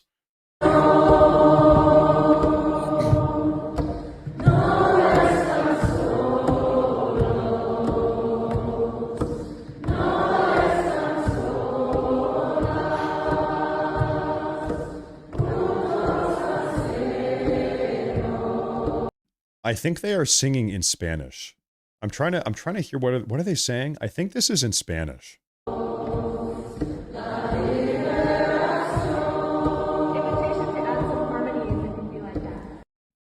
Amazing. Amazing. We have a big old super chat here, folks, from Dragon Slayer. My 2020 vote was stolen, not from Trump, but from me. I'm due my stolen vote. Trump 2028. Not just you. Give me a 1 in the chat here. 1 in the chat if you are a 3-time Donald Trump voter. 2016, 2020, 2024, tic-tac-toe, 3 in a row. Give me a 1 in the chat. Thank you, Dragon Slayer. Thank you very much. He paid in full. He says, thank you for keeping me up to date. This is getting very interesting. These days, news is coming out at lightning speed. It is tough to keep on top of everything. It is. There's a lot going on these days. There was a lot. Oh, look at this. Speaking of news, thank you very much, of course. Hakeem Jeffries is trying to spread his left-wing lies on Fox News. Do that on the merits. We have said, and we're in complete lockstep with Senator Schumer, Leader Schumer, and our colleagues in the Senate, that we need to pass the 5 bipartisan bills that strongly emerged with support from Democrats and Republicans originally out of the House of Representatives. Yeah, and but they were certainly also will be okay with the 6th bill. of getting those over the finish. We should remind people that these 6 bills were signed as part of the hangover from the last shutdown. And they were all agreed to before what happened in Minneapolis, which was very tragic. But Minneapolis is a unique situation. You're not seeing what we're seeing in Minneapolis in other places in the country. So why hold up potentially this funding on a bill that everyone agreed to, both sides agreed to in the first round? Well, let me address the statement that you just made. I figured it out. You know what? I figured it out. Hakeem Jeffries looks like Barack Obama and Jeffrey Epstein had a baby. I was trying to place his face. I look at him a million times. Jeffrey Epstein and Barack Obama have a baby, and who do you get? Hakeem Jeffries. That is who he looks like. That's it. That's inaccurate. The Homeland Security funding bill was before the House prior to the cold-blooded killing of Alex Pretty. And the overwhelming majority of House Democrats voted against it. And we were very clear why we were voting against it. Because we believe that there should be a prohibition on ICE deporting or detaining American citizens. We believe that ICE should conduct itself like every other law enforcement agency in the country. Well, we believe that ICE shouldn't run around with masks. We believe they should have body That's cameras. fine, but let me ask you a question. We believe that judicial warrants should be available before ICE is storming Let me ask you a home. question. If I Right now, the far left, they're trying to push this idea that ICE agents should need to get a judicial warrant. They should have to go through a judge to get a warrant to arrest any illegal alien in the country. Folks, we have 50 million illegal aliens in this country. God, maybe more. The Democrats right now, they want ICE to have to get a judicial warrant before they can touch or arrest any of those 50 million. Insane. Listen, we need to be very clear. The far left, they do not want civil ICE detentions. They don't want ICE detentions with body cameras. They don't want any ICE detentions at all.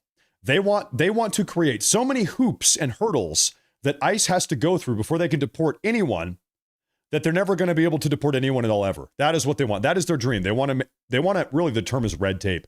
They want to throw up so much red tape before ICE can do their job that nobody ends up getting deported. That is the real end game here. This is our beautiful footage of the White House lawn. We are waiting for President Trump to come on out here. We have another report here. What is this here?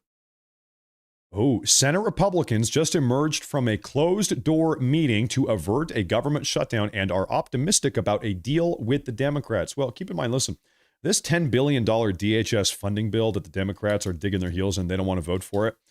It's only going to take 50 votes. This is not a 60-vote nuke the filibuster type of dynamic. All we need is 50 votes in the Senate to pass this $10 billion DHS funding bill, and then we don't have a shutdown. There is no shutdown at that point.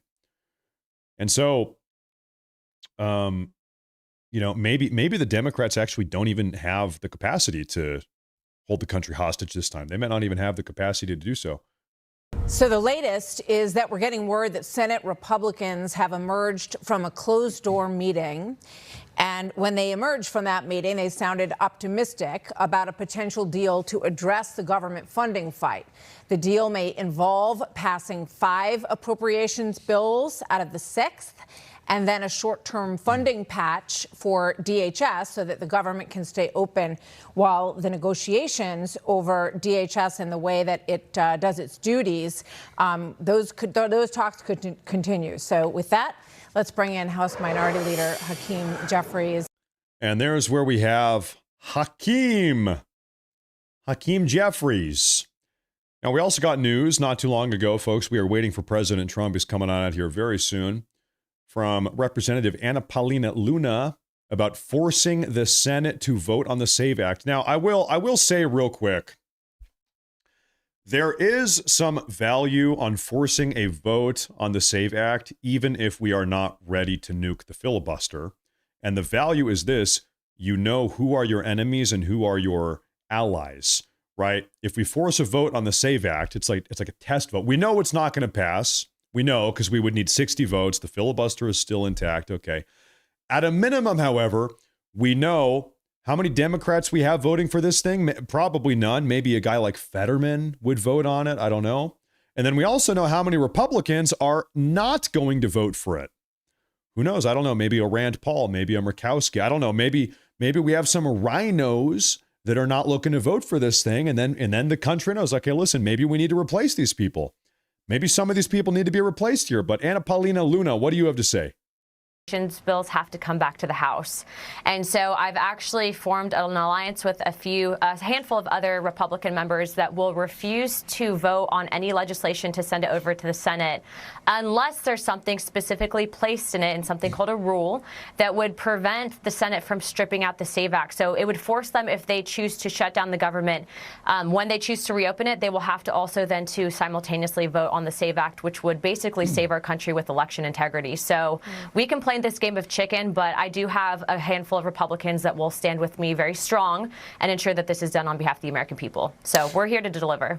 Congresswoman, now, I just got a report. Somebody in the live chat here said that something crazy is going on in Iran right now. Folks, can I show you one of my special secrets I have? Take a look at this here. This is my Middle Eastern news feed. I've got a bunch of different open source intelligence news pages I follow. What is this? 6 of them here. And I can very quickly just see, okay, is anything going on here? I can scroll through all of these, so I'm always on the ball. I'm never missing a thing. Now, I actually do not see anything going on in Iran. I'm just doing a quick scan here. I don't see anybody really talking about Iran right now, to be totally blunt here. So I think this one might have been a false alarm. I hate to break it to you folks, but I think perhaps nothing is going on in Iran. False alarm. I think nothing's going on. But hey, if something is going on, you know I am on top of it. We are not going to miss it, okay? All right. Trump is live now. Wake up. No, he's not. No, he's not. Hold up. Stand by here because we are we've got the Associate Press feed up. And I'm going to pull up real quick. I'm going to take a look at the official White House YouTube feed. Stand by here, ladies and gentlemen. Is the White House live? The White House is not live. Some people are saying Trump is live. Nope. No, he is not. I wish he was. Listen, ladies and gentlemen, the second Trump does go live, we will be on the ball. I'm gonna make a request here, folks. When we're doing live event coverage like this, please do not come in here spreading fake news. Please do not say it's happening, something's happening. Listen, unless you actually know for a fact, please do not come in here. Ooh, fake news. Ooh, it gets me riled up, okay? If I see people coming in here saying, it's this, it's that, I'm gonna have to deport you. Honestly, I'm just gonna deport you. Meaning I'm going to ban you. I'm going to ban you. So hey, do not do that. Do not do that. Now, we are going to keep on taking a look around. We're waiting for Trump to come on out. We are on standby. Trump is not on our schedule. We are on his schedule. We have a Democrat senator complaining about Tulsi Gabbard again today. Reinforce to all of your listeners and viewers is that apologies, goodness. Tulsi Gabbard over this last year has literally taken apart what was called the Foreign Malign Influence Center, the center inside the intelligence community that was supposed to look at potential voter interference. Now, by the way, the reason why Tulsi Gabbard, when she became director of national intelligence, shut down the Foreign Malign Influence Center, Research Center, is because it was full of corrupt agents of the deep state and it did nothing. We know for a fact there's been foreign influence. Did this research center, did this influence center shut any of that down? No. No, it didn't. No, it did not. Because again, she's still been an election denier. She is a sycophant that Donald Trump, the speculation, at least up here on the Hill, is that, she's done such a dreadful job that she's been excluded from most of the national security activities of the last couple of months. She's never been up here to brief, on Venezuela, Iran, or Greenland, you name it. And maybe this is some feeble attempt to get back in the good graces of her boss, Donald Trump, and to feed into his obsession about losing the 2020 election. That is at least some of the speculation up here. That's the speculation up here. Listen, sir, Senator, respectfully, the reason why she's not coming up here to Capitol Hill and talking to you guys is because, one, you guys leak everything to the media, to the left-wing media. You are, all these Democrat House reps and senators, they are literally walking, breathing national security risks. They leak every single bit of information they get from our intelligence apparatus. That's the first thing. The second thing is She's busy working. The woman is working her butt off. I'm surprised she even has a butt left. That's how hard she's working. She is actually at work. She has a job to do. Unlike a lot of these House reps and senators that just sit around doing nothing all day other than complaining and talking to the media. So she's out here providing results is what she's doing. Ladies and gentlemen, Trump is going to be coming on out here any minute now. Take a look at this. Breaking news. Somali businesses are preparing to go bankrupt after widespread Minnesota fraud was exposed. That's so weird that all of the federal tax dollars get shut off. You guys know Trump administration has cut off all of the tax, all the federal tax money, all the assistance going into Minnesota. Trump admin has shut it down. And now, curiously, Somali-owned businesses are going bankrupt. Doesn't that kind of prove that they were not, in fact, legitimate businesses? Everybody was dreaming to open business this month, but not anymore. It's very slow. We're not making any money. If this problem continues, I don't think we can have our business. Good. I live South Minneapolis. If you walk around, like, you think nobody lives the area. I think ICE is here to destroy it, the Minneapolis, harassing people, closing our businesses. We have to come out and, fight our rights. I hope all of them get deported. I hope every single one of them has to go back to Somalia. Please, Lord, let all of them go back to Somalia. Please, Lord. Kick them all out. Breaking news. Footage has just now been released of Greg Bovino being an absolute badass. Arrest as many people that touch you as you want to. Those are the general orders all the way to the top. Everybody fucking gets it if they touch you. You hear what I'm saying? Less legals. We're going to look at shipping tractor trailer loads of that shit in here. So you catch what it's all about us now. It ain't about them. Professional, legal, ethical, moral. You know what we're talking about. Legal, ethical, moral. You're on camera. But other than that, it's what we do. If they do so much as touch you, throw their ass to the ground and arrest them. We're not using lethal. No, nothing lethal here. Civil, ethical, moral. But if they do so much as even touch you, throw their ass on the ground and haul them away. He said they're bringing in tractor trailers. We're bringing in tractor trailers. Throw them in the back of the tractor trailer. The city is a team. Fucking ours is our fucking city. This is our effing city. That's what he said.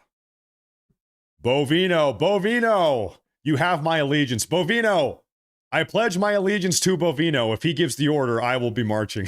Thank you. There you have it. That's so weird, man. That's so weird because I was hearing for days and days and days and days from all of the far left propagandists, but also some commentators over here on the right. I was hearing from right-wing commentators, curiously enough, that Bovino got fired. That Bovino got canned. The Trump administration kicked his ass to the curb. In fact, I heard that not only did they fire him, but that they deleted his entire position. His job doesn't even exist anymore. That's what I heard from people over here on the right. Well, actually, it looks like he's still out there on the streets calling the shots. He actually is, in fact, still the commander, the national commander of CBP. Imagine that. Imagine that. Imagine that, folks. We are waiting for President Trump to come on out here. He was scheduled to make his appearance 16 minutes ago. That's fine. He's a little bit behind schedule. That's okay. No problem. Taking a look at some super chats here. We got a super chat on Rumble. He says, this is Joe Camel. He says, Tulsi Gabbard is badass. She's the best. And so is Bovino. Excuse me. I've got the hiccups here. I agree. Yeah, I think so. I like Tulsi Gabbard. And by the way, I actually don't think Tulsi Gabbard should be president. I feel like every time somebody says, oh, I like this person, I like that person, that doesn't necessarily mean that you think they should be president. I like Kristi Noem in her position that she has now. I think she is doing a good job as DHS secretary. That does not mean I want Kristi Noem to be president. I think Tulsi Gabbard is a perfect fit for DNI. I maybe would or would not vote for her to be president. I'm not saying she should be president, but I think she's good at her current job. That's what I'm saying. She's a good director of national intelligence. I think our next president, probably makes sense to me, should probably be J.D. Vance. Vice president, I don't know. Everybody mentions Rubio as he should be vice president. I think Rubio is actually better off as being Secretary of State, honestly. If we have a J.D. Vance administration, honest to God, I think we should just continue to have Rubio as Secretary of State under the Vance administration, and then we should probably have Tulsi Gabbard continue on as DNI. Just kind of keep a lot of these people where they are. Honestly, I think you don't need to have a big shuffle here. Keep them where they are. That does leave the question. You have the question, though, lingering around. Who then should be vice president? Well, I don't know.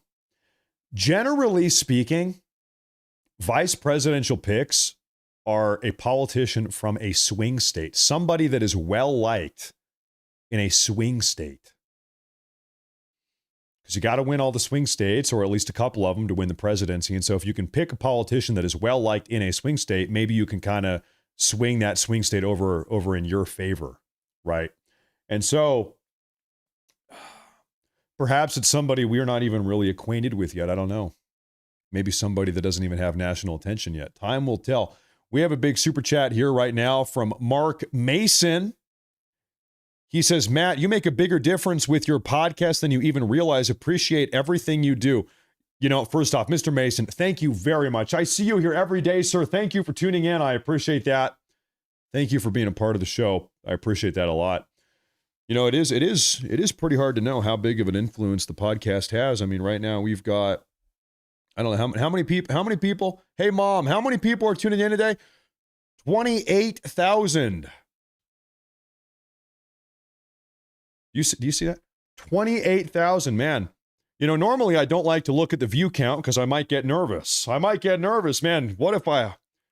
What if I say something wrong? What if I make a fool of myself in front of 28,000 people? That would be embarrassing. I better not do that. So I don't even look at the number, to be honest. But yeah, we've got 28,000 people in here between Rumble and on YouTube. Add them up. Look at that. Good Lord.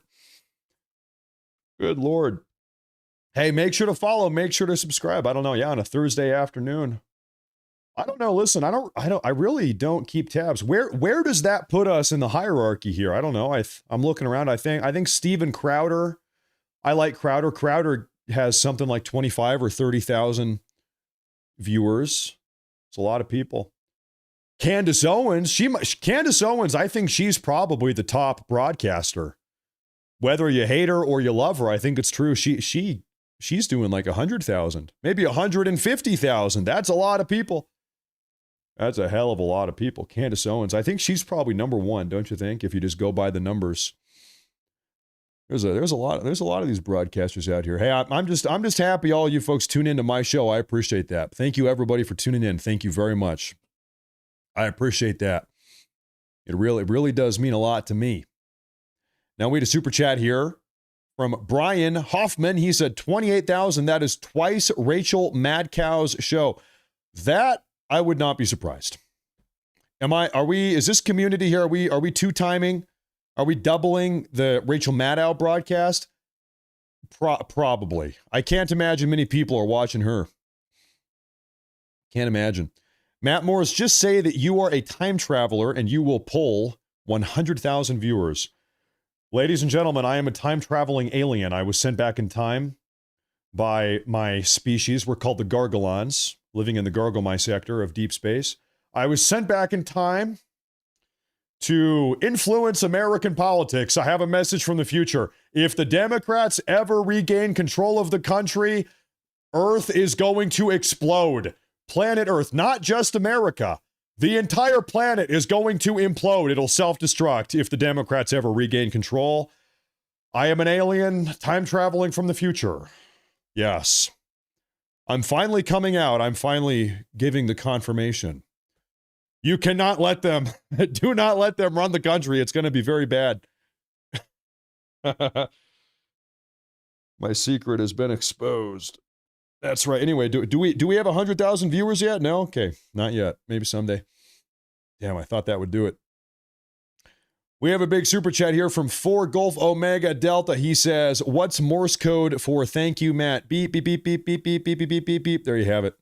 Honestly, I don't know Morse code. I'll tell you something, though. That guy, Morse, Samuel Morse is his name. I think he's living in the 1840s, I believe. He is, how can I put this?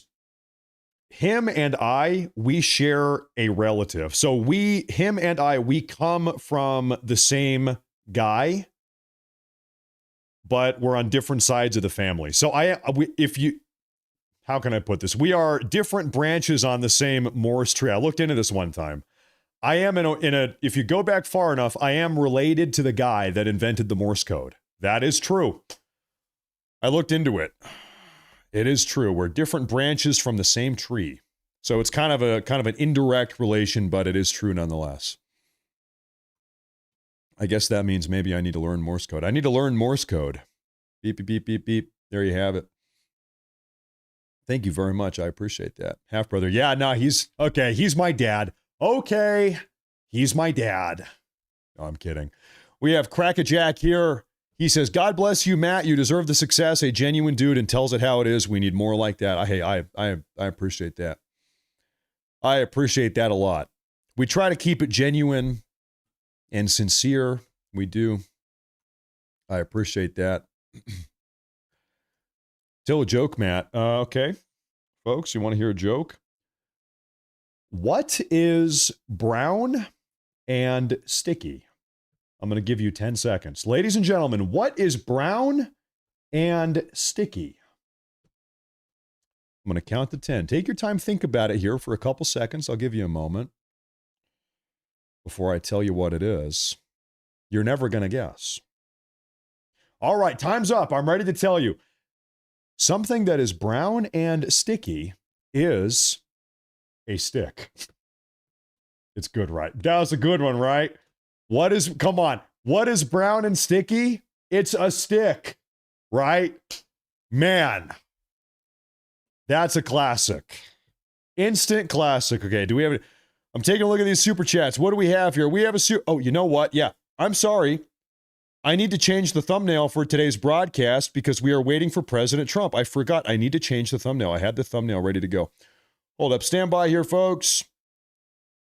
Thank you. Somebody came in here and said clickbait. And you know what? Right now, it is clickbait because I forgot to change the thumbnail. I apologize. For the first time ever, I have been caught clickbaiting. Okay. Trump's emergency announcement. Okay. All right. We've got the proper thumbnail and the proper title.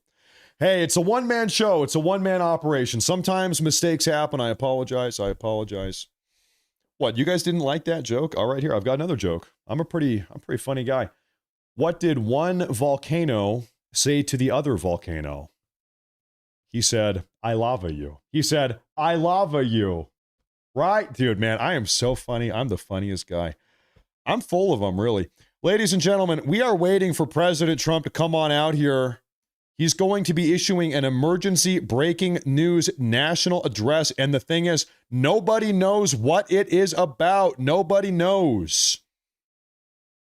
Nobody knows. Could be about Iran. Could be about Minnesota. Could be about Fulton County, Georgia, 2020 election. Who knows? You guys really don't like my jokes? Okay, how about this one? Okay, how about I've got a little bit of a mature joke.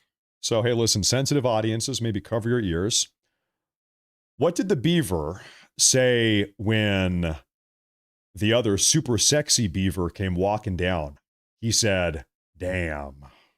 What did the guy beaver say when the girl beaver came walking down the road? He said, damn, is what he said. Hey, right? Classic, super funny, hilarious. Okay, anyway. Maybe we need to be done with the jokes now. Maybe I actually am just not funny. Maybe I'm not funny. We have a super chat here from Dog Mama. She says, announcement is Melania's movie drops this weekend. No, there's no way. That's not, no. No, there's no way that is going to be the emergency announcement of the day. No. No, no, no, no, no. No, I refuse to believe that. No way. We have another super chat here from Anik. Says, I'm surprised Democrats have not admitted that Trump did win the 2020 election, because then he would be elected 3 times technically, and he is now ineligible. Yeah, I'm not sure if anything would actually play out in that way.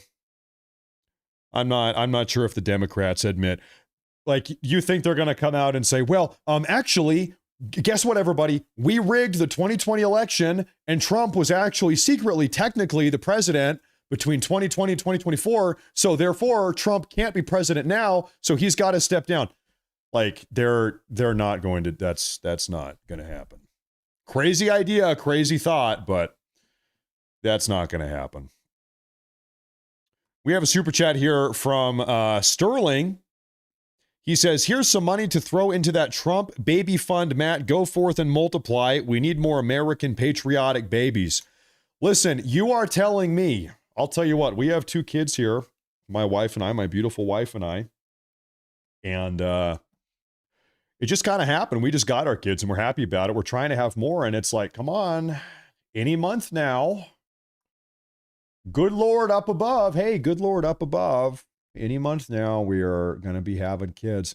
And I don't want to get too, I don't want to give too much information here, but it's like, I'm doing the same thing I did the first 2 times. So, hey, what's up? Hey, what's going on here? I haven't even changed anything. I'm doing the same thing I did.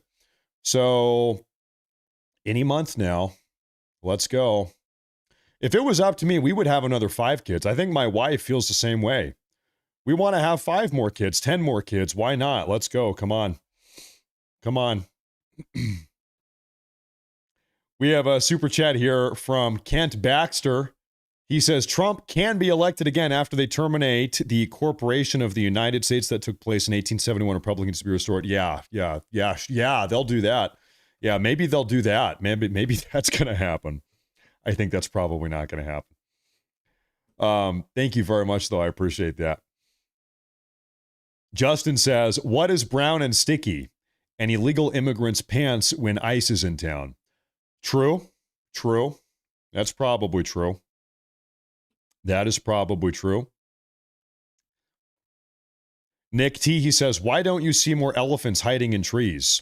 They're really good at it. There you go. There you have it. Man, you guys are even funnier than I am. Man, you guys are even funnier than I am. And here I was, I thought I was the funniest guy in the world. I thought I was the funniest person of all time. And now you guys are telling jokes. And I think you guys might be funnier than me. I'm getting a little bit upset. I'm getting a little bit angry, actually, honestly. You guys are kind of one-upping me. We have a super chat here from Andrew Cleaver. He says, Patriots, go to Melania's movie and we'll make the libs mad.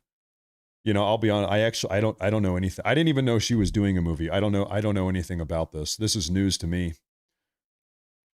Melania movie, is this a thing? Melania. It is a 2026 documentary. Melania is an upcoming American documentary film co-produced and directed by Brett Ratner. It documents Melania Trump, the First Lady of the USA, in the 20 days before her husband Donald Trump's second presidential inauguration. There you have it. So she's making a movie. I'll tell you something. Maybe this is going to sound a little bit weird. This is probably going to sound weird. I used to go to movies all the time by myself. I love going to the movie theater. When I was single before I got married, I would go to the movies by myself all the time, 2 or 3 times a month. It was one of my favorite solo activities. And then I got married, and really, it's not my wife's fault. I love to see movies with her, too. The problem is we started having kids. And when you have kids, it's a little bit more difficult to get out of the house. If you've got young kids, it's tough to go see a movie. But, man, I love going to the movie theater. It's super fun. I'll tell you what, though. These days, there's not a whole lot of good movies coming out, huh? Man, they just don't make movies like they used to. A lot of these new movies these days, it's like, ugh. I don't think I've gone to a movie theater in like, must be 3 years, maybe 2.5 years. It's been a little while. I used to love it though. We have a super chat here from Captain Dumbass. He says, here, take this and go see the movie MAGA Movie Mania. MAGA Movie Mania. Well, listen, we'd have to get a babysitter. That's our problem. You know what I need? Listen, hey, I need the nicest grandma in the audience. I need the nicest grandma to watch our kids for the night. Then my wife and I will go watch the Melania movie. You must be, one, a nice grandma. You must be able to bake delicious cookies. You must be very, I don't know, hey, we'd have to get a babysitter. You know what I'll do? I'm going to wait for it to come out on Amazon or something. I don't know. We'll wait for it. We'll wait for it. Then we'll watch it at home. Now, ladies and gentlemen, I'll tell you what here. Donald Trump right now is about 31 minutes behind schedule. That's okay. That's okay. We're waiting for Donald Trump. Hold up here. Somebody in the live chat, they said, OMG, shut up and tune into Times Now for live Trump. Okay, how about this, sir? Who said that? It was Mountainous Mouse. If this is not live Trump, I am going to permanently ban you, okay? All right, deal. For spreading fake news. So what this individual said is to turn into Times Now, which is an Indian news channel out of New Delhi, India. And Times Now is, they have been live for 7 hours, and they are playing footage from several months ago. See, listen, dude, you got, Mountainous Mouse. You fell for fake news from a bunch of Indians running a clickbait 24/7 news channel. You fell for fake Indian news. You got clickbaited by the Indians. You know, I'm not going to ban you, though. I'm not going to ban you. U.S. News Live. Trump stuns everyone. This is a repeat. You gotta not fall for this stuff. You cannot be falling for the Indian fake news clickbait. The official White House page is still actually not even live. The White House has not gone live yet. So right now we are on standby. No, I'm not going to ban him. I'm a nice guy. I'm a generous guy. I'm merciful. Try to be a merciful man. We can all use this as a learning experience. It's a learning experience. Do not get clickbaited by Indians on the internet. That's what they do, it seems like a lot of the time. Okay. We have a massive super chat here from Ozar Cookie. He says, stick to the commentary and not the jokes. See, now when somebody comes in here, I don't know, what is this, $50? When somebody comes in here and tells me what I can and can't do on my own broadcast, I want to be like, F you. Hey, buddy, hey, dickhead. Whose show do you think this is? Do you think you're calling the shots? This is my show. This is not your show. You don't get to tell me what I talk about on my show. If I feel like telling a dad joke, guess what, buddy? I'm going to tell a dad joke. If that pisses you off, go make your own show. Go do your own broadcast. I don't care if it's $100 or $1 million. You don't get to tell me what I do on my own broadcast. This type of stuff, hey, where do you get off, dickhead? Unbelievable. This guy's telling me what I can and can't say on my own show. Hey, who do you think is calling the shots around here? Unbelievable. Stick to the commentary. Why don't you stick to shutting up? Huh?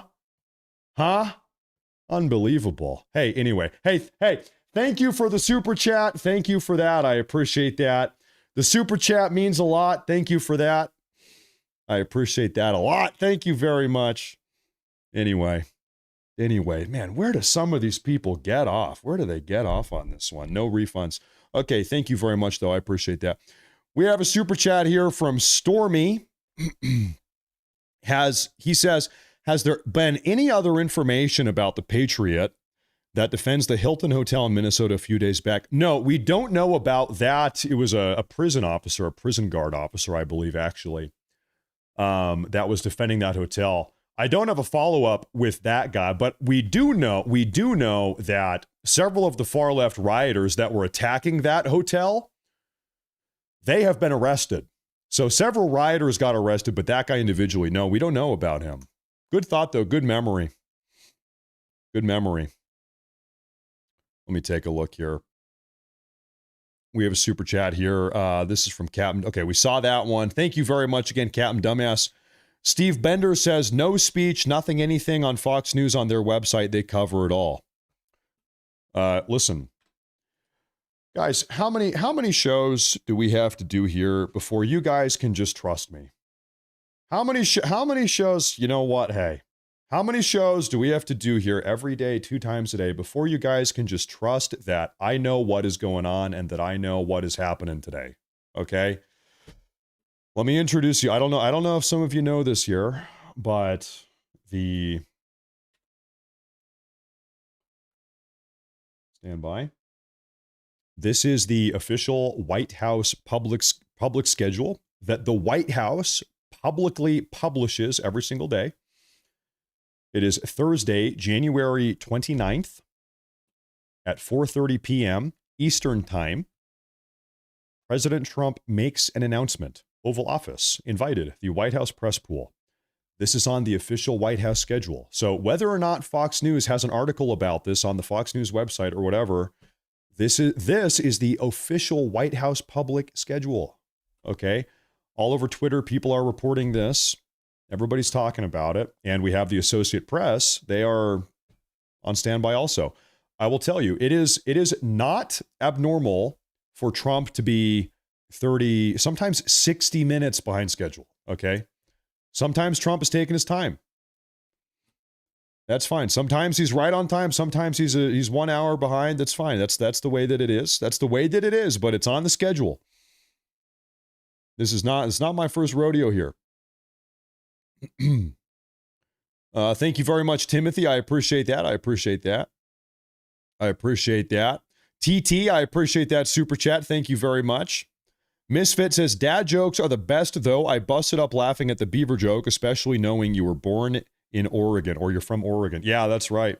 You know, I'll tell you what, in Oregon, for every one beaver I've seen like 10 nutria. Really, nutria. If anything, Oregon should be known as the nutria state. Nutria are everywhere. Couple beavers here and there. Really, it's nutria. They're everywhere. Fun fact. Hey, thank you. I appreciate that. We have a super chat here from Greg. He says, Matt, go JD delay on detractors and the ones that try to tell you what to do or say. He says wood chipper.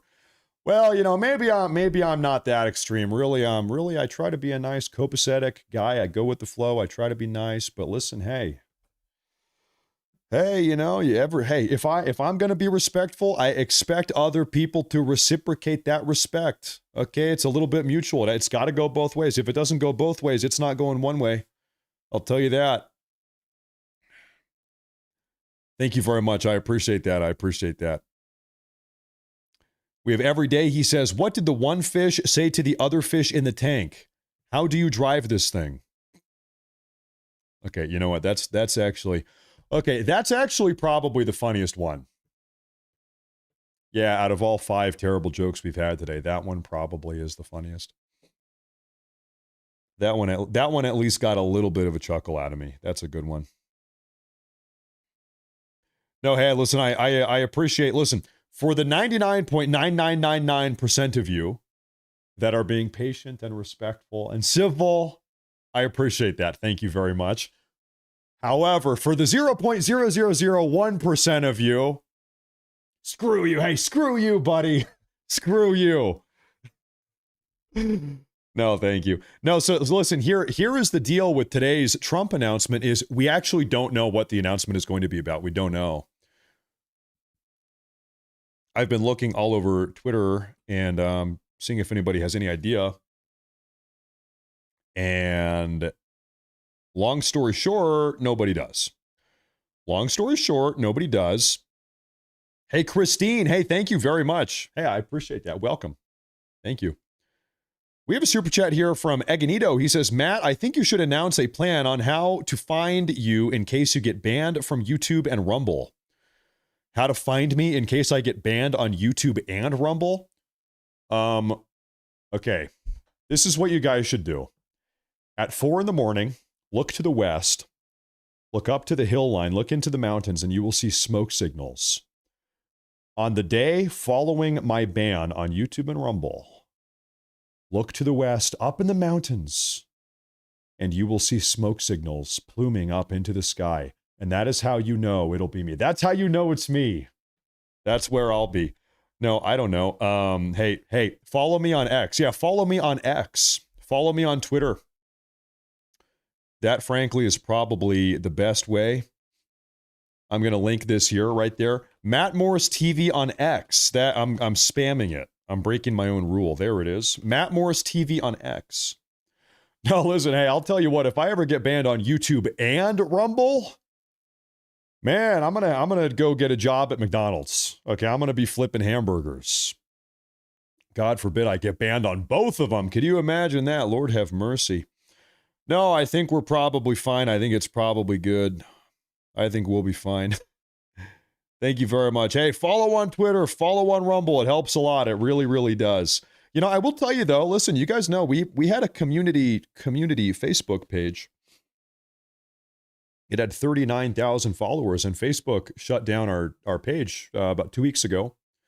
If anybody has noticed, the Matt Morris Facebook page has now been permanently suspended on Facebook. And the reason why is because we quoted something Ilhan Omar said. There was an Ilhan Omar video I posted on the Facebook page where Ilhan Omar said that ICE agents are terrorists, they're Nazis. And so I quoted Ilhan Omar. And Facebook, their AI or whatever, their AI moderation, took that quote from Ilhan Omar and said, oh, wow, Matt Morris is inciting terrorism. And so they shut down the Facebook page because I quoted Ilhan Omar. I could not believe it. I have appealed it. I submitted an appeal. I said, hey, listen, it's a misunderstanding. I was not inciting terrorism or anything. I was quoting Ilhan Omar, who was actually probably inciting terrorism. And they banned me. So now I don't have a Facebook page anymore. I think, by the way, a little fun fact, I think probably soon enough, I think I'm probably going to make an official Morris Force X page.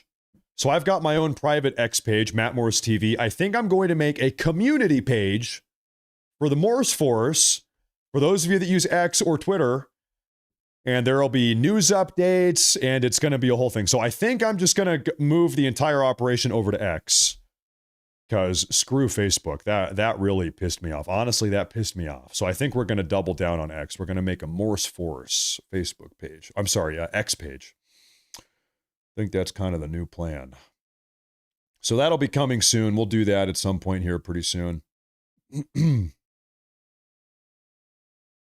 That'll be coming pretty soon. Now, I'm out here scanning for updates here. I'm scanning around right now. Oh, you know what? There's something I want to show you guys. What is his name? Yeah, Giancarlo Esposito. Do you guys know who that is? Who here watched Breaking Bad TV show? Gus Fring. The actor who played Gus Fring, his name is Giancarlo Esposito. And man, I saw something. He's an actor, Hollywood actor. He said what must be the stupidest thing I've ever heard in my entire life yesterday. Can I show you this? You probably recognize this guy. Take a listen to what this individual said the other day down in Hollywood. These Hollywood actors, who the hell do they think they are? Listen to this. This is time for a revolution. It's time for it, and they don't even know that's what they're starting. You know, some very rich old white men are exerting their power to suppress our own people, thus creating a feeling of civil war in the streets, preparing the hate the haters to hate, teaching them how to shoot. They're not even trained right, to kill. This is all a preparation for a very insidious problem that's happening in our world. And for me, I have to speak out that we will not be iced out. This is not going to happen. They can't take us all down. If the whole world showed up on Putin's doorstep or on the Iranians' doorstep or in Washington, it would stop. They'll kill 550 million, however, but the rest of us would survive.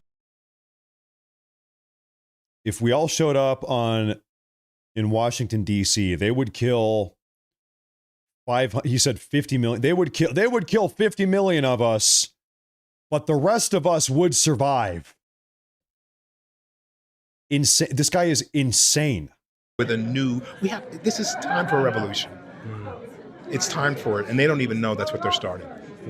But we have to be strong enough to know that we can change the world. We have to change it from within. So if I'm spiritually ready and right, and I'm ready to understand other people and to agree to disagree with them and say, okay, let's find the solution together, then that starts to change things. Not by deporting immigrants, not by killing brown and even white people on the street. It's crossing over now, and believe me, this is gonna really spark the nature of so many people who are gonna show up and say, no more. I'm mad as hell, and I'm not gonna take it anymore. And then he looks at the camera. Dude, these Hollywood actors are just the most insufferable people ever. Hollywood actors, they really are just the most detached, insufferable people ever.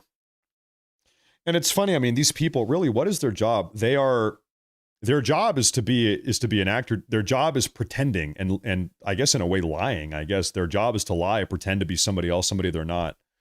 Put on an act. That's their job. And you can tell he's doing the thing here. He's acting. It's time for the revolution. They might kill 50 million of us, but the rest of us would survive.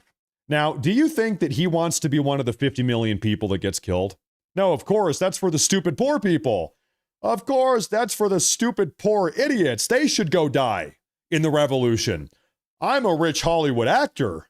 Of course, I'm not going to die. I'm going to be living in my mansion in the Hollywood Hills. All the stupid poor people, they can go die in the revolution. Typical.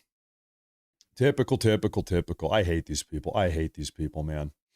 Just evil. And it is evil. He's talking about 50 million people dying for what? He's evil. It's an evil mentality he has.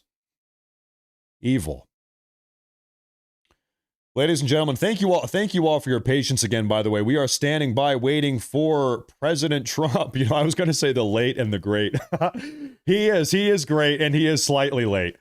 Ladies and gentlemen, the great and the slightly late President Trump is going to be coming on out here any minute now. The great and slightly late. And I'm out here scanning for updates. I'm seeing what else is going on out here.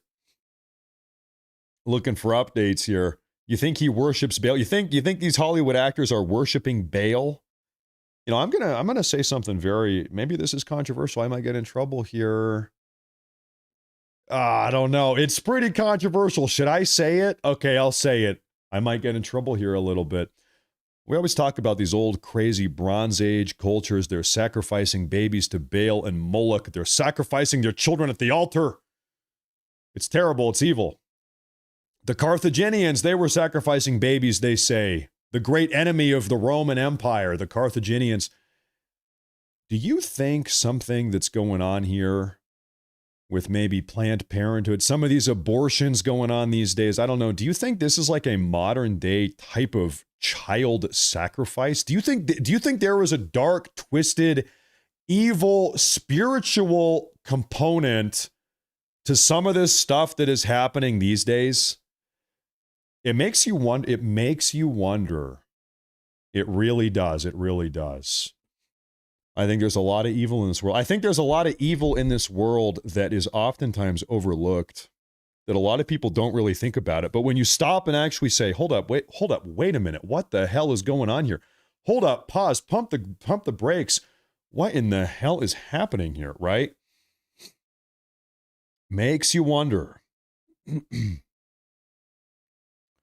Okay, folks, we have an unconfirmed news report here. This is from Ed Krasenstein, who is highly untrustworthy.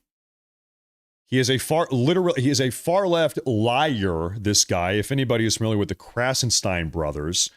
We're going to take a look at this anyway. Keep in mind, this is probably left-wing propaganda bullcrap. Mr. Krasenstein, he says, breaking news. It appears as though Trump may be offering up a pardon to Nicolas Maduro in exchange for him making claims that Venezuela helped rig the 2020 U.S. election for Joe Biden. This would do two things for Trump. One, Trump will do anything to try to convince people he really won the 2020 election, in which he really got clobbered. Number two, it would give him cover to call in the military to seize voting machines and or scare people into not voting in midterms. So I'll tell you what's happening right now. The far left, they know what's coming. They know that they have been caught. They know that they have been caught, and now they're trying to push narratives like this to try to get everybody twisted. We all know Maduro has the information about the 2020 election rigging. It is incredibly likely Maduro is going to be talking about this. There's a reason why Trump went to great lengths to bring this guy back alive. Because Maduro's all the info. We know he's been doing this. Rigging elections, that is. And so the left wing propaganda, they're trying to get out ahead of this and say, it seems like Trump is working out a deal to get Maduro to publicly lie. Maduro's going to come out and lie about rigging the elections. Except he's not lying. Except actually Maduro did rig the election. It is not a lie. They're already trying to come out and get ahead of us because they know that they have been caught. Insane. They know the writing is on the wall here, folks. I need to clean up a little bit here. Stand by here, ladies and gentlemen. Trump is coming on out here any minute now, ladies and gentlemen. We've got a beautiful view of the White House right now. Oh man, I really should take a look at these super chats. No, by the way, Agonito, thank you very much for that $50 Rumble rant. I appreciate that, sir. Follow me on X. Follow me on Rumble. Follow me on YouTube. All over the place. Got to hedge our bets. Thank you very much. We have 5 gifted community memberships from Bear in Rumble. Thank you, sir. Thank you. Rumble Premium. That's big. Connie down on Rumble and Rumble Rant says, thanks, Matt, for always keeping everyone informed. I definitely appreciate your content and your time to give everyone else. Please thank you and your family for letting you give us so much of your time. Hey, Connie, I appreciate that. Thank you very much. I really do. I really do. I really do. Hey, everybody's got to work. Everybody has got to have a job, right? Thank you very much. I appreciate that, Connie. Thank you for tuning in. I'm going to get caught up on the YouTube super chats. I might be missing some of these up here. I want to get caught up here before Trump comes on out. Make sure I'm not missing anything here. Here we have one from Ray Ray. He says, what does an octopus wear during winter? A coat of arms. There you go. Ha ha ha ha. Hey, it's hilarious. Thank you very much. I appreciate that. I appreciate that. Bill Frost, welcome to the show. Marcel Erici. She says, I trust you, Matt. Appreciate you. Thank you so much for all your work. So America can keep up with the truth. Hey, thank you. Thank you very much. I really appreciate, it's a big responsibility, I guess when there's this many people listening, I need to make sure that I'm getting my facts straight. I'm doing my best. I'm doing my best. I spent all day reading and doing research all day. You would not believe it. You would not believe it. Hey, thank you very much. I'm doing my best. I try to get the story straight. Thank you very much. I'm digging through all the reports and the books and the research, making sure I get it right. Thank you very much. You wouldn't believe it. We have Damon Gore. He says, Matt, we love you. Keep up the great work. I watch on YouTube. Follow on X also. I also like you on Rumble. Your work is important. Damon Gore, hey, thank you. He's got all the bases covered. Thank you. I appreciate that. I appreciate that. Thank you. Thank you very much. Man, I am falling behind. We have a super chat here from Mountain Goddess. Said, I am from the nation of Yaqui in Arizona. I support ICE. Some of the border jumpers have tried to hide on our reservation and bring bad elements to our people. They are escorted out. Escorted, good for you. Good for you guys. Good for you. I can see that. They're causing problems on the reservations. Good for you. And I'll tell you, I think pretty much every Native American I've ever met has been pretty nice. I don't think I've ever met a rude Native American other than Elizabeth Warren. I think Elizabeth Warren really is the only rude, distasteful Native American I've ever met. I'll tell you, that I've ever seen, at least. That's my opinion. Hey, thank you very much. I appreciate that. Mountain Goddess. Mountain Goddess. Thank you very much. Shout out all the Native American viewers if they're out there. Oh, hold up. Breaking news here, folks, is the White House page. Ladies and gentlemen, the official White House page just went live 68 seconds ago. 68 seconds ago. If we ever have time one of these days, I have one of the craziest stories you guys would ever believe. A personal story, and it has to do with the Yurok tribe Native Americans down in Northern California. So I don't even know when I would have the chance to tell you guys this. It's probably a 1 hour long story. If we ever have free time someday, if anybody here ever remembers, say, Matt Morris, tell us about the story about the Yurok tribe Native Americans. And man, I will tell you one of the craziest stories you will ever hear in your entire life, but it has nothing to do with politics. It's totally politically unrelated. So we'll save that for another day. I don't know, one of these days. But man, it's a crazy story. Okay, we've got a big super chat here from Randy J. He says, got you some beer money. Thanks for doing what you do. Much love as always. Hey, thank you. Thank you very much. Listen, it's been a little while since I've had some Stella. I like a bottle of Stella. I'm not a liquor guy, but man, I would drink a Stella. So you know what? I appreciate that. I appreciate that. Thank you very much. Thank you very much. I appreciate that. We have a big super chat here. We have a big super chat here from Regine Reynolds. Hey, thank you, ma'am. Regine Reynolds says, I have had scriptures taken down from Facebook and the reason was violence. Oh, I believe that. I believe that. These days I don't even think it's humans that are taking stuff down. I think it's all their artificial intelligence algorithm. I don't even think they have a damn person working at the entire company. It's all artificial intelligence these days. I hate it. Don't you miss the day when you could call customer service and there was an actual human that spoke English? It was an actual human living in America that you could talk to and talk about your tech problem. It wasn't, hello, sir, how can I help you? Welcome to Microsoft. It wasn't even that. Now it's all artificial intelligence. Before it was, hello, sir, welcome, can I help you, please? I want an actual American living in America that knows how to speak English. Man, back in the day. You remember the glory days of this country. Now you can't even get it if you wanted. Unbelievable. Thank you very much. We have Shepherds. He says, hey, by the way, thank you.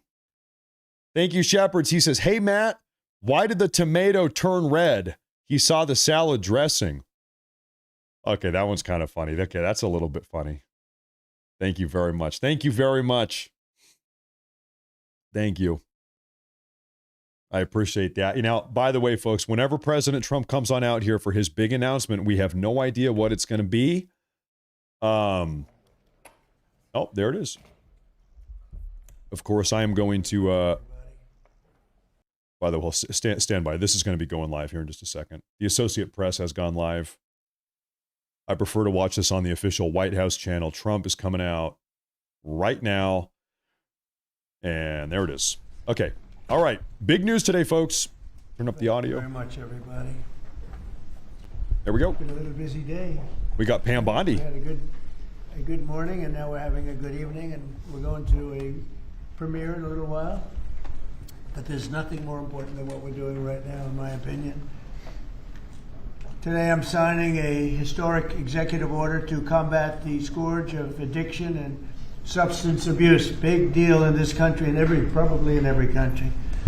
We're calling it the Great American Recovery Initiative. I'm grateful to be joined by co-chairs of the sweeping new effort, Secretary of Health and Human Services Robert F. Kennedy Jr., and Senior Advisor to the White House Great American Recovery Initiative, Catherine Burgum. Thank you both very much. Thank you, Pat. Thank you, sir. Thank you. Where's Bobby? Bobby. Hello, Bobby. Come here. I love Bobby. You're doing a great job, Catherine. All right? Do we think so? Who's doing a better job, him or your husband? maybe the husband. Huh? He's doing a good job. I'm just getting started, sir. They're both doing very well, and now you're going to do better than both of them. Thanks as well to Attorney General Pam Bondi, Secretary Doug Burgum, Secretary Scott Turner, Secretary Doug Collins, Special Envoy Steve Witkoff, who's got some pretty good news, Chief of Staff Susie Wiles, FDA Commissioner Dr. Marty McCary, NIH Director Dr. Jay Bhattacharya. Oh, I've gotten good at that. Folks, at the end, we know they always ask questions. The media is going to be asking questions, so stick around for that too. Services, Dr. Mehmet Oz, who's doing a fantastic job, and Director of the Office of National Drug Control Policy, Sarah Carter. I'm sure we'll have some good ones today. I also want to introduce a great friend of mine who happened to be here, and he's very much committed to this. He knows how important it is for our country. He's built a tremendous American company. It's called WeatherTech. I guess you've seen the ads. I've seen the ads. I think they're great ads, but more importantly, it's a great product. David McNeil. David, congratulations on what you've done. It's incredible. Thank you, Mr. President. Thank you. Really great. And the president of WeatherTech, Ryan Granger. Ryan, congratulations. What a great job. They built an American company, and it's a thriving company, too, so with a great product. It's great to be here in America. Yeah. You know, when I was in the private sector, I'd always buy the floor mats, but now that I'm president, I no longer have to buy floor mats. But you made a great floor mat, and you still do, and lots of other things. Many of those with me today have personally known the heartache of a loved one taken by drug or alcohol addiction. I do. Bad. Just like millions of American families, every year we lose an estimated 300,000 people to drug and alcohol abuse, and the real number is probably much, much higher than that. Thankfully, drug overdose deaths plummeted by 21% in the last year. We're working very hard on it. That's We've big. closed the southern border, seized over 47 million fentanyl pills and 10,000 pounds of fentanyl powder. That's a record, and I have formally designated Dr. And I'll tell you what, we have a group of doctors, some of them behind me, who have just been incredible, and they've really wanted this, designated the drug cartels as foreign terrorist organizations. And for some reason, they didn't want to do that until we came along, but they are indeed foreign terrorist organizations. With our action in the Gulf of America, that sounds so nice when I hear the Gulf of America. Drugs entering our country by sea are down 97%. So when you see the boats being hit, those boats kill on average 25,000 people a boat. So that's 25,000, I would assume mostly American lives, but lives are being saved. Now we're taking a bold action to help Americans struggling with all forms of addiction so they can get the help and the support that they need to free themselves from the horrible burden of dependency. The Great American Recovery Initiative will bring together federal, state, local, and private sector resources to support addiction, recovery, treatment, and prevention. And it will help mobilize the full resources and authority of the federal government to help stop this tremendous plague. And I'd now like to invite Secretary Kennedy to start, and then Catherine Burgum, and then I'll sign the order, which I've just signed, and wanted to make sure the signature was good. Took my time, and we can, let me just see. Not an auto pen. Not pretty good. Let's give it a 10, okay? For Catherine. But I'd like Bobby to say a few words, and Catherine. Thank you very much, everybody. Please. Mr. President, thank you for your leadership, for signing an executive order that tells the truth about one of the greatest challenges that our country faces. Addiction is not a moral failure, it is a disease. It's chronic, it's treatable, and for too long our nation has responded with fragmentation, with stigmatization, and silence instead of science, compassion, and coordination. Today, President Trump changes that. With the Great American Recovery Initiative, we finally bring the full strength of the federal government together across healthcare, law enforcement, housing, labor, faith communities, and the private sector to save lives, restore families, and rebuild communities that addiction has hollowed out. Nearly 50 million Americans suffer from substance use disorder. Many never receive treatment. Even more don't believe that help is possible. That is not because recovery doesn't work, it's because our systems have failed to reach the people where they are early enough, long enough, and with dignity. This initiative fixes that. We will align federal programs instead of letting them operate in silos. We will set clear, measurable goals and report honestly to the American people. We will use evidence-based care, modern science, and continuous support, just as we do for heart disease, diabetes, and other chronic illnesses. We will focus on prevention before addiction takes hold. We will intervene early. We will expand access to treatment that leads to real long-term recovery. And we will support re-entry because recovery does not end when treatment ends. It succeeds when people return to their families, their jobs, and their communities with purpose and with hope. As co-chair of this initiative alongside of Catherine Burgum, whose leadership and commitment strengthens this work, I pledge urgency, accountability, and honesty. Catherine and I share the experience of having been addicted and long-term recovery. But almost everybody in this room and almost everybody in our country has been touched by addiction. Steve Witkoff, who's here, had an extraordinary son, Andrew, who was a superstar boy, a straight A student, an athlete, and a wonderful leader, and lost that son to addiction. Oh, no. President Trump has talked about his own families struggle with addiction. Give me a one if you know somebody. All of us are touched. If it touches these people, it can hurt every American. And President Trump has often talked about, with compassion, about the families who lose children to this disease. 100,000 children a year until recently. Now it's about 76,000. Those families are devastated forever. And the cost to our country, not only in dollars, but in just the malaise and the despair that it imposes, is incalculable. We are going to listen to states, localities, frontline providers, and tribal nations. We will partner with communities and faith-based organizations. We will work with employers, clinicians, and recovery leaders who know what works on the ground. President Trump has already acted decisively, securing the border against deadly drugs, signing the Halt Fentanyl Act, strengthening treatment programs, expanding access to naloxone, medication-assisted treatments, and investing billions in prevention and recovery. This executive order builds on that record and accelerates it. Recovery is not a side issue, it's an economic issue, a workforce issue, a family issue, a national security issue. When Americans recover, communities grow stronger. When families heal, children thrive. And when we confront addiction with courage instead of complacency, we reclaim the promise of our country. This initiative is about life, it's about responsibility, and it's about building a great American recovery together. With this executive order and with major announcements that I will announce next week, we are taking decisive action to make America healthy again. Thank you. Thank you, Bobby, and great job. And you're doing a fantastic job. He's doing a fantastic job. It's a big deal. It's a big I deal. saw his wife yesterday, and she confirmed that he's doing a fantastic job. So she's on your side. You know that. She's great. And Oz, thank you for being here. We appreciate it. Catherine, please, go ahead. Thank you, Mr. President.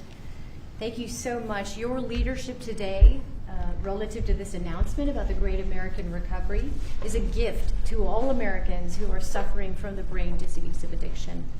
I also want to thank First Lady Melania Trump for her leadership during your first administration, and now the work she's doing championing youth and children, especially related to foster care, where early trauma and instability are often consequences of the disease of addiction. Addictions touch this administration in real and profound ways. President Trump, you've openly spoke about your brother Fred, whose struggle with addiction shaped your life and your understanding of this disease. And Susie Wiles carries the lived experience of her father, the late, great Pat Summerall, whose recovery journey became a source of hope for millions. Vice President Vance has shared his story of his mother's battle and recovery. And as Secretary Kennedy just said, he brings his own lived experience, proof that recovery is not theoretical, it is possible. These stories matter because they are not isolated. They reflect the reality of the over 190 million Americans, that's half our nation, who are impacted in some way by the disease of addiction.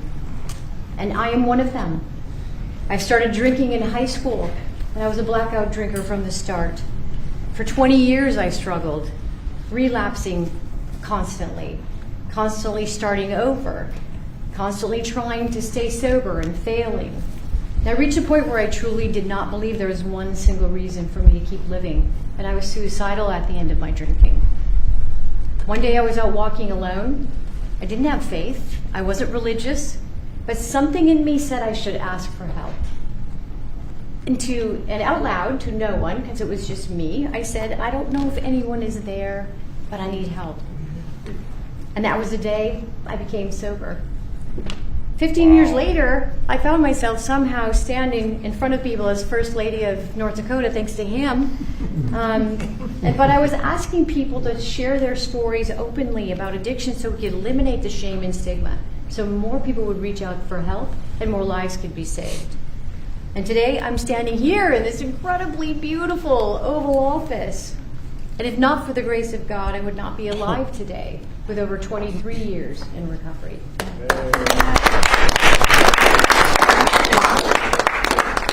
So that's why I'm here, and my message is simple: never give up hope for recovery.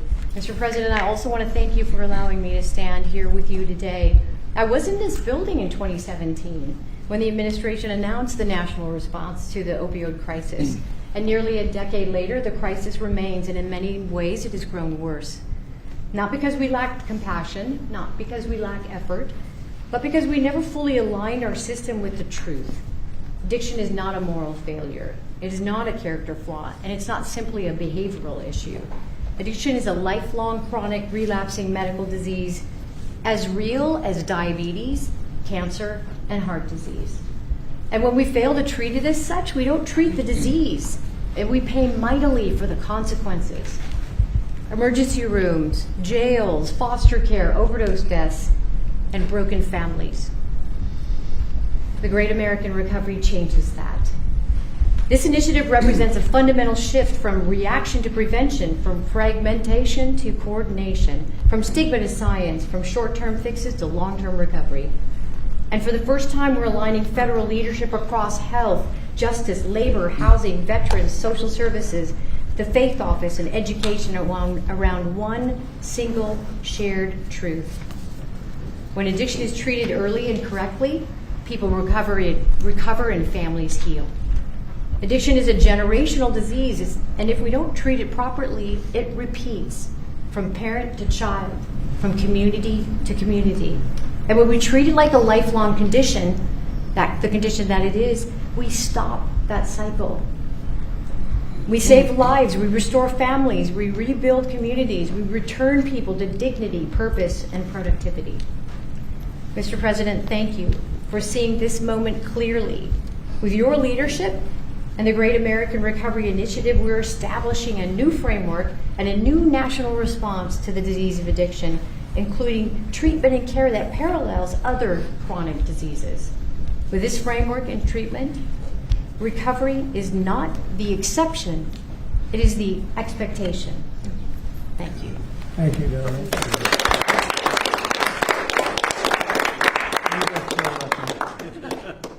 You know, I saw them riding horses in a video, and they said, "Who is that?" I was talking about her, not him. And they explained it. I said, "I'm going to hire him because anybody has somebody like you to be with." It's an amazing tribute, and it's a great couple, amazing couple. And she's very much a part of his big success. He was a fantastic success, as you know, having been one of the most successful business people. And I saw him campaigning, a great governor, two-term governor. He was did a fantastic job, North Dakota, and he's done a great job. And I'll tell you what, Catherine's a very big part of it. I see it. It's just really one of the fantastic couples. So I appreciate it. What a beautiful job you've just done. And I'm going to give this to you, and you can figure out what you're going to do with Bobby. You know. But let's have a good picture of the two of them and everyone else. And I'd like to ask Steve Witkoff also to say a couple of words when we're finished, because he's a very special person who I knew very well, an incredible person. So if you don't mind, Steve, I'll ask you to do that in just a second. All right? Please, Bob. This is an actual useful executive order. It's a good one. Okay. Gotta have stuff like this. Thank you, sir. Thank you. Good job. Thank you, Steve, Very please. important. The president is doing the same thing to me now that he did to me in 2017. Do you remember, Catherine? Yeah, we were sitting next to each other. Yeah. Yes. So I want to tell the story about this. So I came to the opioid conference, and the president did not know I was coming because I was invited by the First Lady. And he leaned over, saw me in the aisle, and he looked at me and he said, "Steve," and then he realized why I was there, because I had lost my son Andrew, and the president was an incredible friend when I lost him. I lived in his building at 502 Park Avenue, and I remember when him and the First Lady came, and I talked about this all the time. And so he took my hand and he said to me, "Come on up to the stage and tell the world about your boy Andrew." And of course, that was something that was really meaningful to me, but and I got through it. And I talk about it all the time. I talked about it on the campaign trail and so forth. He is a very special man. And he's begun and led the fight against opioid addiction and alcoholism. And Catherine, I feel like we sort of bonded from that day. And it's just my blessing to work for you, sir. He's a special guy.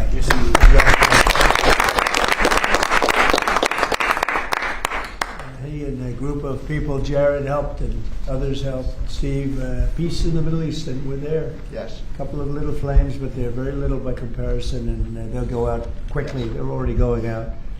And he's now trying very hard to settle up with Russia and Ukraine, and I think a lot of progress is being made there. And I told that Russia's not doing any shooting for a period of time during this horrendously cold weather. Because of you. Well, so we asked President Putin if they could stop the shooting for a week. They're being hit with proportionately the kind of cold that we're being hit. It's much colder in Ukraine to start off with, but it's really cold now, and he agreed to do that. We appreciated that very much. It's a nasty war. It's a nasty, nasty war. Would anybody else have anything to say? I can say that I am extremely late, but that's okay. Don't worry about me. Would anyone else have anything to say? Doug, you're doing a fantastic job. We appreciate it. Marty, you are really something special. Everyone's talking about you. Every time, if I don't mention Marty, Bobby always mentions him. So we have a great team. Jay, great. Marty, great. You guys want to say something? Thank you. Thank you.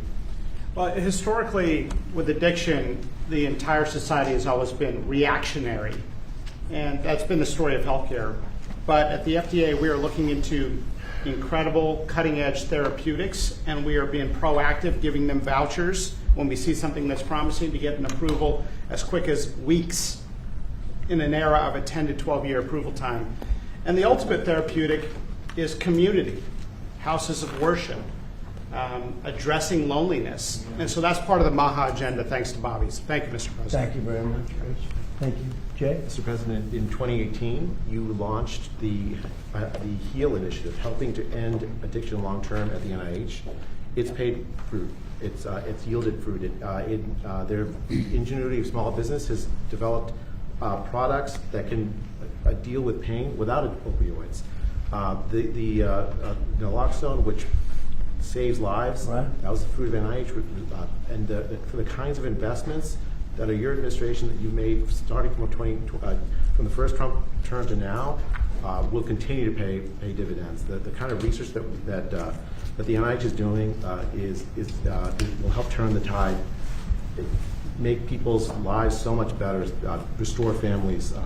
All of the addiction that we've seen, 80,000 deaths we saw, the huge spike in addiction deaths, during the first Biden term, is going to be a thing of the past. And I'm so proud of you. And fellas, some great things happening, right? Yeah. Marty, there's really great things happening, I hear.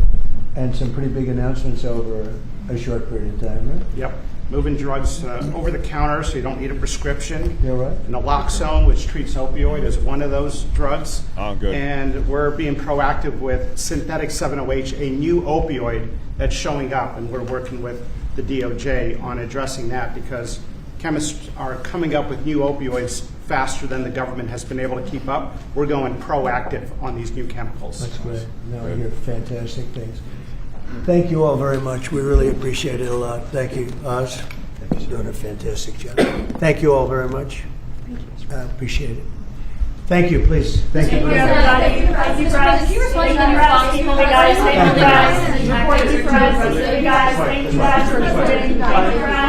Thank you, guys.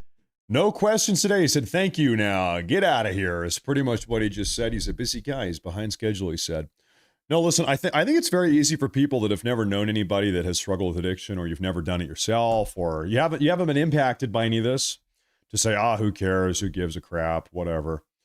I think most people in this country, most people either themselves or somebody that they know, a loved one, a friend, whatever, know somebody that has struggled with addiction, or even worse, been negatively impacted by the fentanyl that's come across the country. It's terrible. I think most people have been impacted by this. And so it is a big deal. It is good that the Trump administration is addressing this. I personally, I was blessed. In my life, I never had any family members that were struggling with addiction of really any sort. And I never really had any friends that struggled with this type of stuff. When I was 22, yeah, it must have been about 22, I got a job. You guys know I was getting my microbiology degree a long time ago. And so when I was going through university, I got a job at a drug and alcohol recovery clinic. And I had no idea about recovery or drugs or anything. I'd never been touched by any of that stuff. And so I got a job kind of out of left field working at a drug and alcohol recovery clinic in the Portland, Oregon area. In Portland, Oregon. And this was right as fentanyl was hitting the scene. It must have been 2016, 2017. And I worked there for 2 years. And I had two different kind of jobs.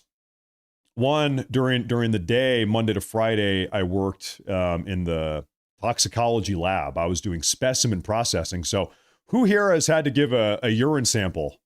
I was the guy in the bathroom, standing in the bathroom with you, watching you pee into the cup, sir. So I took the pee and then I would take it back into the medical lab and I would process the urine. We had a mass spectrometry machine. I was working in the medical lab, processing urine for opiates and alcohol and all types of drugs, methamphetamines. So I did that Monday to Friday, and then on the weekends, the clinic I worked at actually had it was a residential inpatient clinic where men would live there for about 3 months. It was a 3-month clinic they lived at, residential place, and they had beds and a kitchen and drug tests and all food and a refrigerator. And so they lived there for 3 months. It was actually a lot of people that came out of prison. We had a lot of people right out of prison. So if you went to prison for a drug-related charge, you had a drug addiction issue, out of prison, part of your agreement was that you would come and live in a place like this. And so I worked at this place. I was doing the night shift. So every Saturday and Sunday, I did a 10-hour over the night stint, taking care of a bunch of guys in a drug recovery house, in a rehab house. And I did that for 2 years, Monday to Friday, day shift in the toxicology lab, Saturday, Sunday, night shift, taking care of the guys in the recovery house. And then I was going to school at the same time, put myself through school. And so that was really in my early 20s. That was my first introduction to anything really like heavy drug related. I'll tell you something here. The clinic I worked at, maybe I shouldn't say which one, but the clinic I worked at, we had nationally speaking, we had one of the best recovery rates in the entire country. We were nationally acclaimed. We had one of the top recovery rates. And that rate was 1 out of 11. What is that? 9%. 9% of the people that came to our clinic and got treatment, and we had on-site counselors and medical professionals and drug tests and inpatient recovery and all this stuff. 9% got clean and stayed clean permanently, which means 91%, they were relapsing, and it was difficult.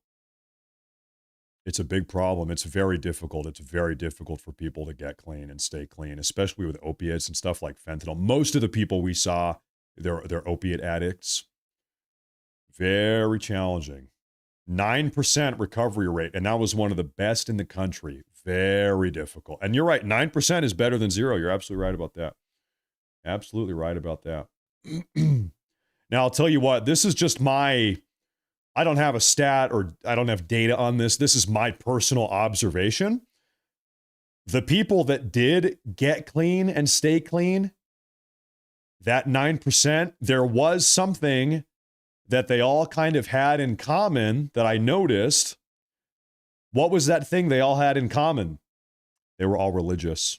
Generally speaking, almost all of those people in that 9% that got clean and stayed clean, they had Christ. And I'm not kidding either. That was something I kept on noticing. You got that in common. Look at you. No, it's true. It's true. It does help. It does. That's undeniable. That was the truth. That was the truth. Couldn't help but notice, they had faith. They had faith in something. They had faith in Christ. So, but that was a decade ago now. I had that job. That was a long time ago. Ladies and gentlemen, I want to say thank you all very much for tuning in to today's broadcast. Now, I'll tell you something. This one has been such a long show. You know what? I am going to have a video on YouTube and Rumble here for you guys in about an hour probably. But I think today, I'm going to go ahead and probably cancel the evening broadcast. Is that okay? This one has just gone on so long. We're doing the Trump show, doing the Trump live announcement. I think it'll probably be kind of one of those days where there will be no evening broadcast today, but I will have a video for you guys in about an hour. So as far as live content goes, I will see you guys tomorrow. Insofar as live shows go, I'll see you guys tomorrow. Thank you all very much for tuning in today. I really sincerely appreciate it. Make sure to follow, subscribe. It's been a lot of support, a lot of new people tuning in, a lot of new viewers. Thank you for the super chats, everybody, and the Rumble rants down on Rumble. Thank you, everybody. I think tonight I'm going to spend some time with my family, with the wife and kids, and I'll see you guys live tomorrow. So, everybody, God bless. Stay safe. Thank you all very much for tuning in, and I'll see you guys tomorrow. Take care, folks.